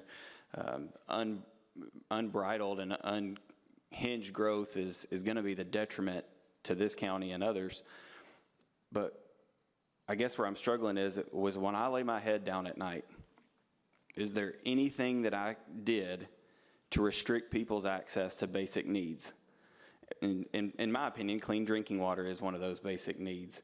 And if it comes back, TDEC comes back tomorrow and answers us that, yes, that would be a restriction, I know how I would feel in my heart if I voted to keep these whereases in here and restrictions of those funds. So I'm going to have to support the motion just for that, because I do not want anything that I do to restrict other people's access to needs. On the amendment only, Commissioner Sho. Thank you, Mr. Chairman. So it will not be our choice if we pass these with the amendments, or excuse me, with these clauses to prevent water. It will be the choice of others who decide that they value their ability to annex outside of their existing boundaries unchecked for 5 years. We're not asking anybody to sacrifice their firstborn here. That's who will be making the decision. I'm going to keep this short, but there is such a thing as pathological altruism. And it's this idea that you're going to do something because it sounds good and it feels good. And it's kind of like a lady who takes in a cat, and she takes in 5, and she takes in 10. And each individual cat, it feels good because you want to take that cat in. Before you know it, you got 100 cats living in the house. You don't have the infrastructure to take care of all the cats, because for a second you have to say, you know what, I don't have the ability to do this, and it feels bad. It feels wrong to turn that cat away, but it is for the long-term good, and that is what this is about. Thinking past the hyperbole, thinking past the I have to do something. I'm denying somebody water. People have water now. It's not perfect. We want to help. It is about making a rational decision for how to allow this county to grow properly and healthily in the long term. So I'm not going to support any changes to it. Commissioner Harrison. Thank you, Mr. Chairman. I've been try to be very thoughtful about my comments tonight, because this directly impacts my home. The figure was thrown out about $300 million for schools. None of that, zero, was spent in Portland or Westmoreland. Why? Because that's not where the growth has happened. This is being sold as either you pass it like this or you're against, or you're for development. Let me tell you what the either or is. Either we pull the restrictions or we're not going to get this grant and these people are not going to get water. That's the either or. It's a huge gamble to say, well, TDEC hasn't responded because they probably think this is okay. We don't know that. What we do know from the grant writer that just stood up here and says, in other grants, these stipulations are generally turned down. That's what she said. You can shake your head all you want. Now let's talk about our preamble that we passed in October. Judeo-Christian values. This is Judeo because it's very Pharisaic. When you have the opportunity to help someone who cannot help themselves and you pass it by, to him that knows to do good and does it not, it's sin. So if you want to talk about Christian values, here's your opportunity. Thank you, Mr. Chairman. Commissioner Wren. Thank you, Chairman. I have a quick question, hopefully, a quick answer. This whereas that talks about the cities having a moratorium on the annexation, does that include the city of Gallatin? Commissioner Mansfield. It's all the cities listed in the resolution. Okay, thank you, because if the city of Gallatin does not agree to this, then the whole thing is null and void, because they're the ones providing the water. The water comes out of the Cumberland River in Gallatin. So if Gallatin chooses not to approve this, then the whole thing's out of the question. It doesn't matter what we do.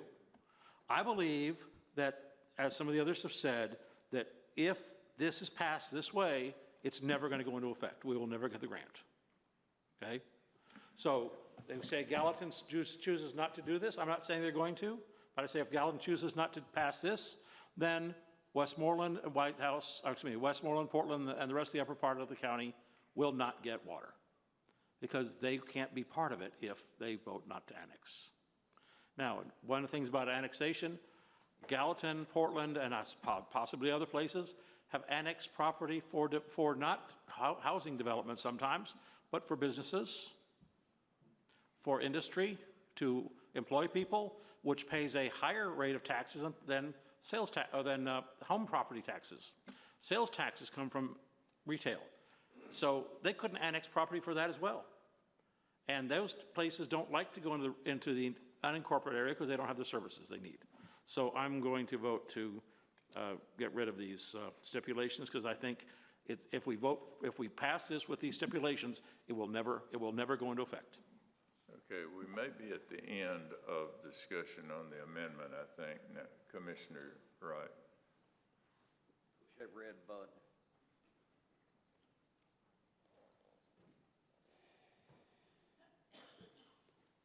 Part of this water line, part of this grant money will replace a water line just up from home, down Highway 52 in Blackie Bandy, that has ruptured, it leaks. I have gone for days, not consecutive, but I have gone for days with no water pressure, people. Mayor Callis, I don't live in the city limits of Portland. I don't want to live in the city limits of Portland. That's nothing against them. I'm a country boy. As soon as I open my mouth, you can tell that. Or you should be able to. My home caught on fire when I was 10 years old. We didn't have city water. We ended up having to hook it up to the well and a sprinkler and stick the sprinkler under the house. Now, that's ingenuity. If it can't be fixed, let me know. I'll find a way.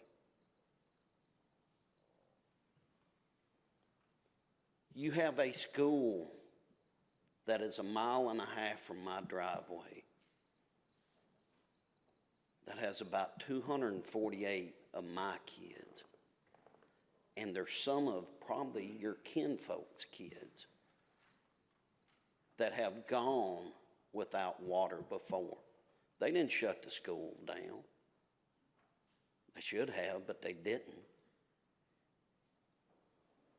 But those kids did not have water, people. I've heard it's for growth. I'm as I don't want to say against growth, but unsustainable growth, yes. We have to have the infrastructure for any growth. And if somebody says that they don't want growth, it's just like us as an individual. If we don't grow every day, we shrivel up and die. Think about that. And we're not going to die as a county because we're going to continue to grow. But we have to keep it in check to where it's sustainable. If these stipulations cause us not to get that grant,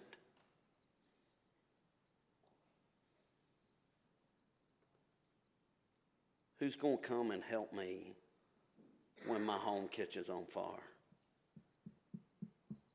And there's no water pressure to fight it. I heard Mo Taylor's name brought up. I've known Mo way before any of y'all ever knew who Mo Taylor was. We worked in hay fields and tobacco patches together.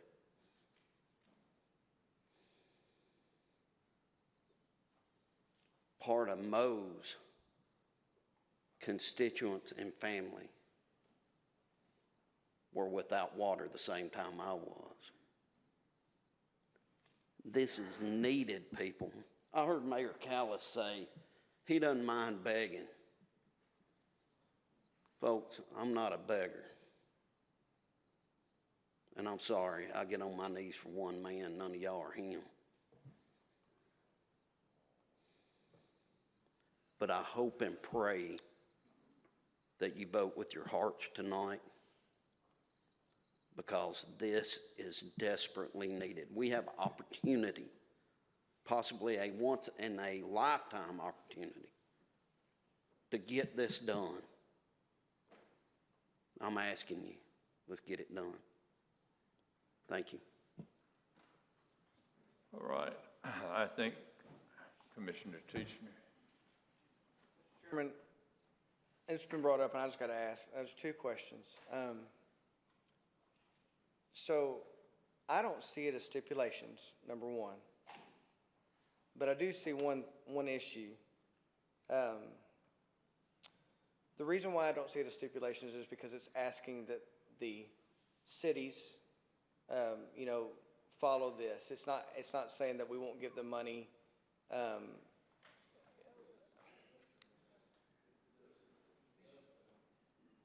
Let's not interrupt the speaker. So what I'm trying to say is, it's saying that we will give it, the stipulation's on us giving it, not on TDEC. But the issue I had to raise, because I've got to do the right thing for the people, still very much against growth. But Commissioner Ring brought up the fact of Gallatin, and I have to ask this question: has anyone can I ask the mayors or anyone? Has anyone spoken to these cities if they're going to actually pass this or not? Well, no, we need to just keep the debate within the chamber. Okay, but do you know, sir? Because I need to know that, because I only know that two mayors showed up to discuss, and you know those two. Because that would be a stipulation. And so I'm just saying, I love the fact of how this is written, but I love the fact of them getting water. So I don't know, I'm a little confused on what we can do there, because it's a great point. If Gallatin says no, then it's out anyway, and there's not a chance for us to re-meet. So just saying. All right. This amendment, Commissioner Jones.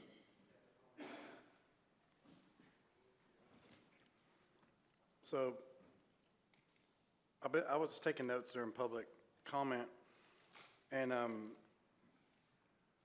people were talking about lack of infrastructure is what's caused this low pressure, low volume. This has been going on for years. The commission, the cities, everybody's been trying to work on this to solve this problem individually.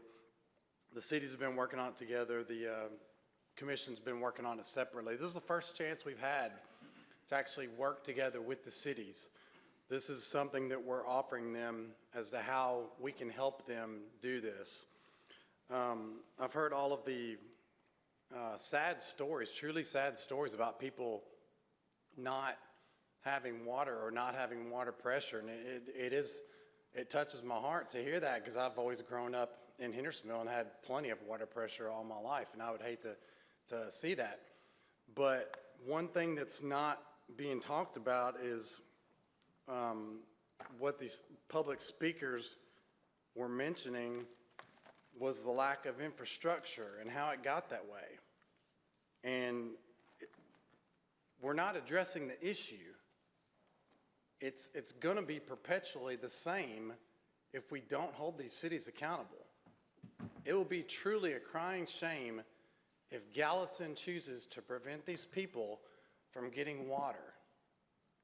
I would hate to see that. Every county citizen that is going without water, and they look down on Gallatin with plenty of it, and because of their selfishness, they choose not to send water to these people that need it. It was said that there was 3 million gallons a day that was needed, and this new system would provide an additional 2 million gallons a day. 1 million of that per day was to cover for drought conditions. So when there's not a drought, there's some excess. When there is a drought, it's adequate. What's the other 1 million gallons a day for? Nobody wanted to talk about it in the committee meeting, but it was determined that it was for future growth. That's a heck of a lot of homes. They're not planning on stopping. This is the only option we have to work with them to provide water to the people that truly need it. It will truly be a vote of who is for the people that need the water versus the people that just want more so they can have more.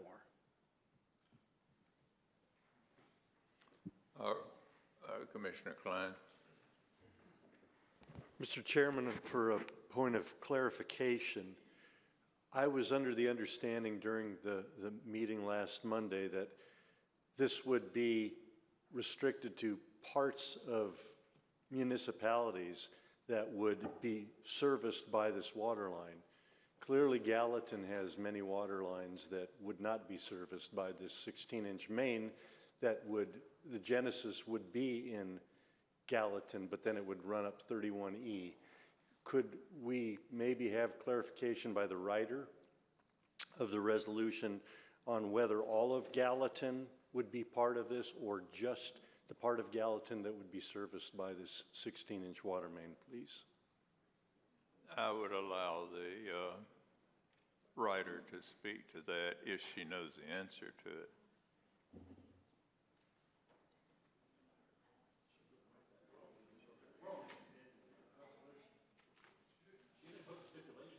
No, Who wrote the resolution? Oh, he's meaning the writer of the resolution. Yes. This resolution, 2307-11. Oh, okay.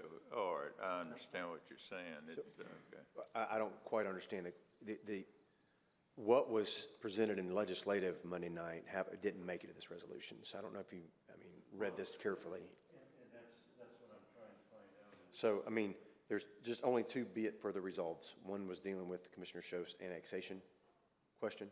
Yeah, well. And that's resolved in this. And the other one is dealing with, you're asking a question about water lines and restricting tapping into it. That's not in this resolution.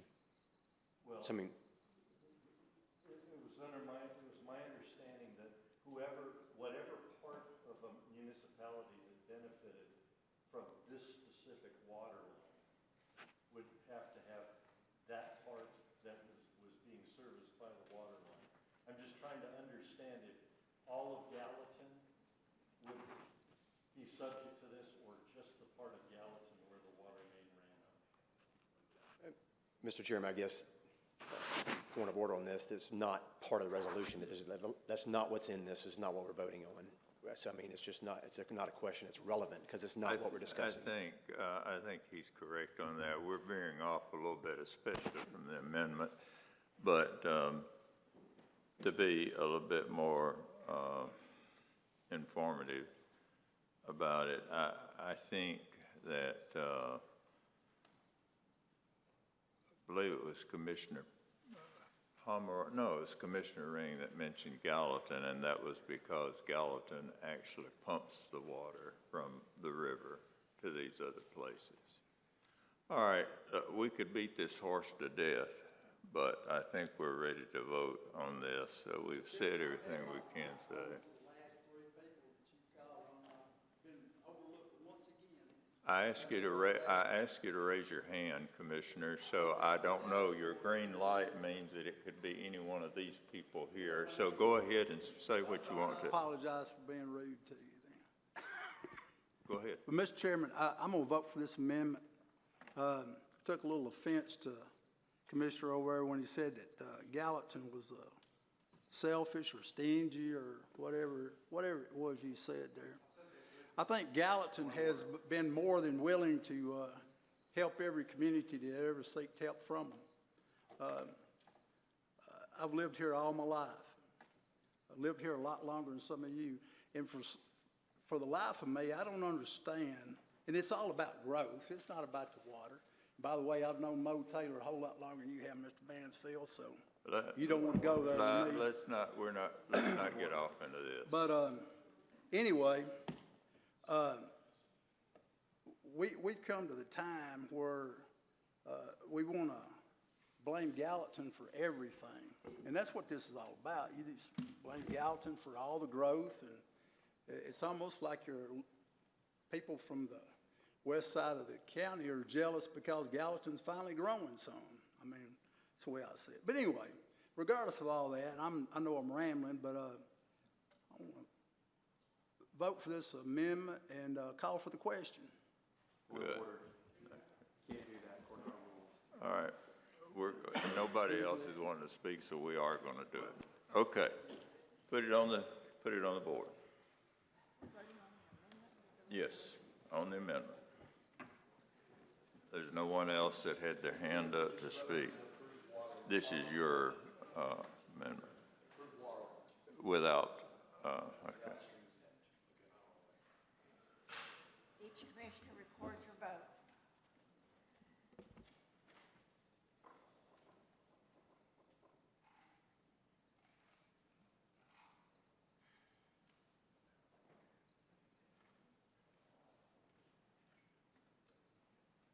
That amendment fails.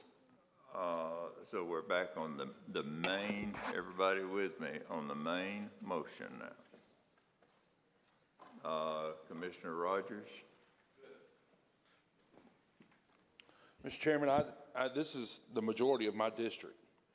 And I find it rather disturbing that we've heard tonight that it's going to bring fire protection, it's going to bring fire hydrants and all this stuff to the area. Sure, it may in some parts, but as far as from what I know, and I'm no engineer, but I believe we have to have a 6-inch water line minimum that would even allow a fire hydrant to be hooked up to even be able to supply water.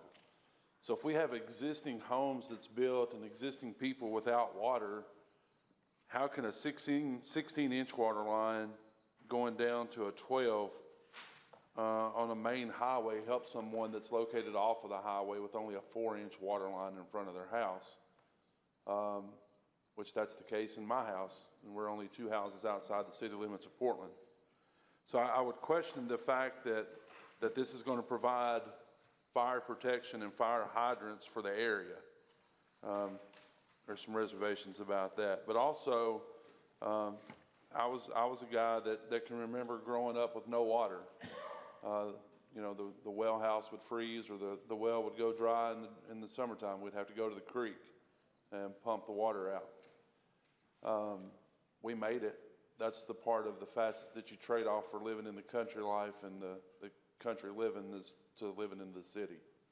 So, having said that, I understand that we have issues, but this is not something new. This has been going on since 2011. There's been many industries that's been placed in Robertson County, which is served by the city of Portland. I understand its jobs and stuff, but it's also water that goes across the county line.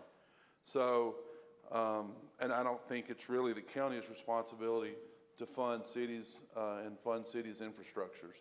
So I can't support this because I believe there's more to the story. Also, Commissioner Mr. Chairman, just Bergdorf. something to think about.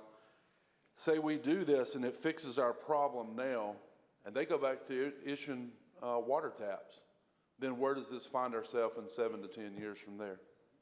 Same place. Commissioner Bergdorf. I do have something personal to add to this. 30 years ago, my parents bought a farm in a neighboring rural county.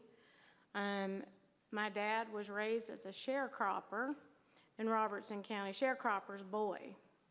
And his dream all of his life was to have the land. He wanted to leave a legacy to his children and his grandchildren. So my parents packed up everything, and they moved to the farm. And as people had to sell their property around the farm, he bought more land, and now he has 100 acres. And at the time, the property, when he was on well water, was a tar and chit road, and the property, the land, it was farmland. It was worth $1,000 an acre. Well, 10, 12 years ago, water comes through, city water. So he got to unhook his well. We don't have stories about the well being dry. It was never dry that we know of in the time that they've lived there. Within 5 years, their property value had doubled. And now it is 10 times worth what it was. So that when my daddy passes away, I will not, if my brother and I do not choose to keep the farm, I would have to sell everything I have to buy my brother's half out, or we lose half the farm in our family. And I bring this up because what my father meant for a legacy and for a family, for his family, for an inheritance to stay in the family, I wonder out in the northern parts of the county, what will this do to these generational family farms? And how will this affect the inheritance that these people have worked so hard for their children? And I understand the importance of drinking water. I understand that. My neighbor, my constituent, worked for the Tennessee Department of TDEC and water quality. And he is also he's from the neighboring county to my parents. And funny enough, my parents live in his grandparents' farm, of all the coincidences. And I asked him, I said, what do you think about this bill? How do you feel about this? And he said, I want everybody to have clean drinking water, but planning needs to come before water. Planning does not need to follow the water. I don't want these families harmed. These families, I don't want them to become land poor. I don't want and my parents' property taxes have also gone up. They're commensurate with the property values. I don't want these people harmed, and I will support this resolution as it is written. Thank you. Commissioner Schoaf.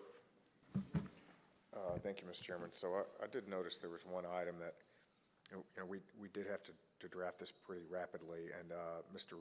Ring noted something I did think was important. So I'd like to offer a very small amendment on the first, be it further resolved. And so at the end, where it says of the county, I would add for the purposes of residential development. Second. So the spirit of this is All to right, allow we have for an amendment, commercial. a motion, and a second. Any discussion on that amendment? Would you read that again or tell your intent one more time? Yes, please? it's on the first, be it further resolved. And so what I'm doing is adding at the end of area of the county, insert for the purposes of residential development. All right, yeah, please flag me with your hand if you have something you want to say on the amendment. All right, all in favor signify by saying aye. Aye. Opposed? Okay, that passes unanimously. Okay, we're back on the main motion now with that amendment approved. Okay, Commissioner Ring? Thank you, sir. I represent the people in the city of Gallatin. I've been involved in this county commission for 13 years now in September. Previously, I served on the city council in Gallatin. One of the pet peeves that I've always had is when the government bodies that are giving money attach strings and tell us how you can spend the money or what you have to do to spend the money. That's exactly what we're doing here. Okay? That's exactly what we're doing here. The things that we've been opposed to most of our lives is what we're doing here. I don't know what Gallatin's going to do in this case. They will do what is best for the citizens of Gallatin, which is what they should be doing. I try to vote on what I think is the best for the citizens of my district, which is what we should all be doing. Gallatin will not benefit from additional water lines. Now, they will benefit from getting some money from selling water, but that's neither here nor there. They're not going to benefit from additional water lines. I would like to make a motion to remove Gallatin from this list of cities. All right, motion and a second by, who was that? Mr. Pomeroy. Commissioner Pomeroy seconds that. Flag me please by raising your hand if you want to speak to the amendment. All right, those in favor say aye. Aye. Opposed? No. We better put that on the board.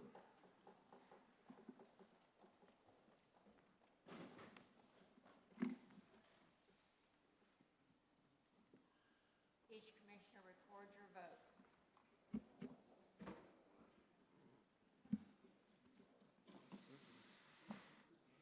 Works about every third time.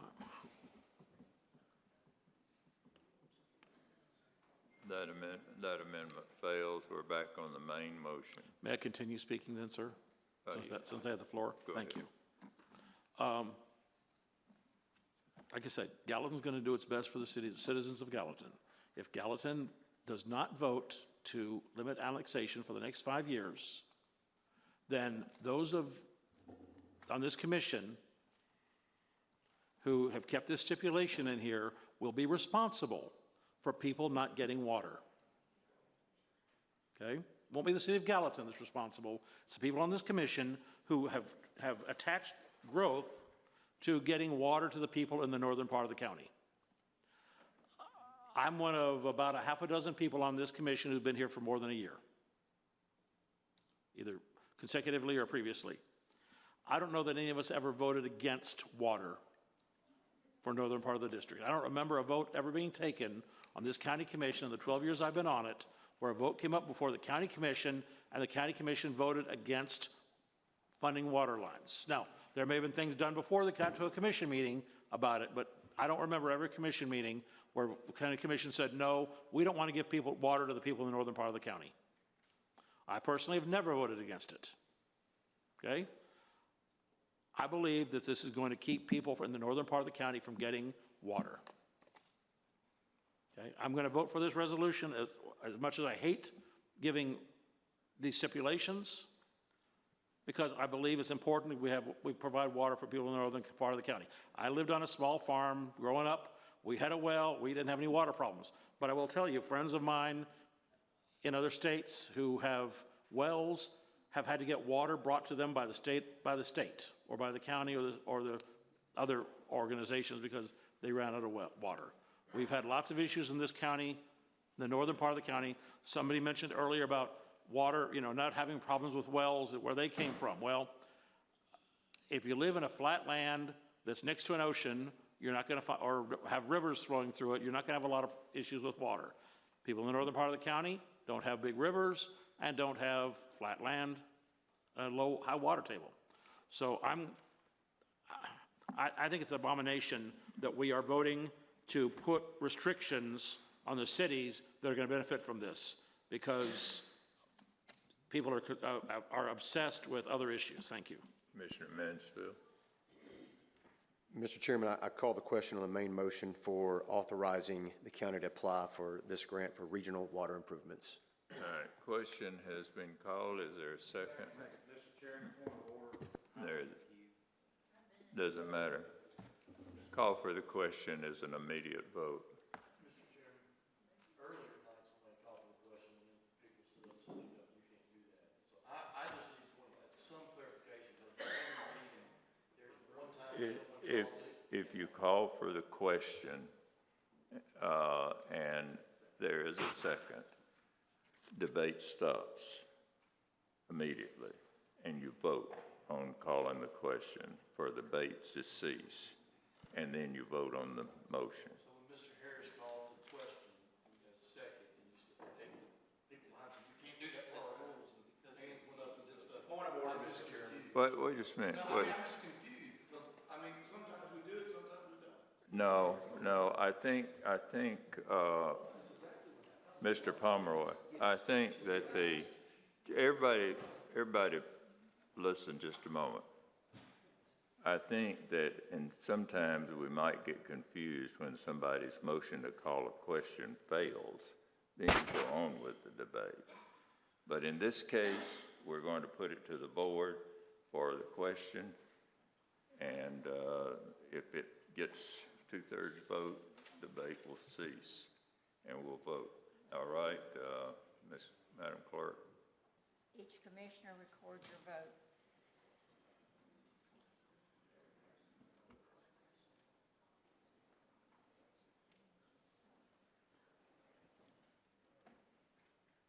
Receiving 16 votes, that's 2/3 of this body, debate ceases, and we will now go to vote on the amendment.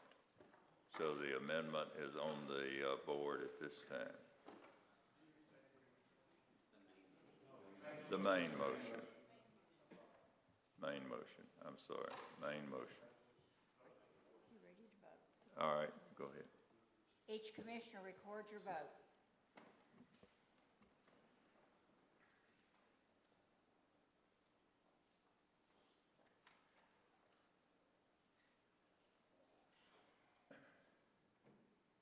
And that motion passes 23 to 1.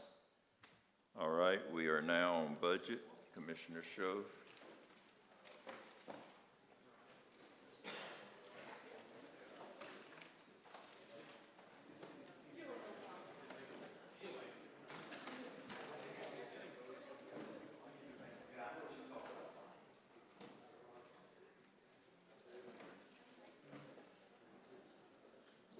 You got Commissioner Shove in. Something was untrue. Thank you, Mr. Chairman. Moving on here, item number 2307-14, accepting requalification of State of Tennessee 3-Star Program. I so move. Any discussion? I have a request on my queue here. Is that from the other? Okay. All right, all in favor signify by saying aye. Aye. Opposed, like sign. 2307-15, appropriating $5,500 as a nonprofit donation to Southeast Bethpage Volunteer Fire Department, not to exceed as billed by the Highway Department. I so move. All right, motion and second by Commissioner Schmidt. All in favor signify by saying aye. Aye. Opposed, like sign. Next one is proven carryover. Most of the rest of these are all, actually all the rest of them are carryover. All right, all in favor say aye. Aye. All right, now we will vote on. We approved the group and approved. All in favor? Aye. Opposed, like sign. All right. Motion to adjourn.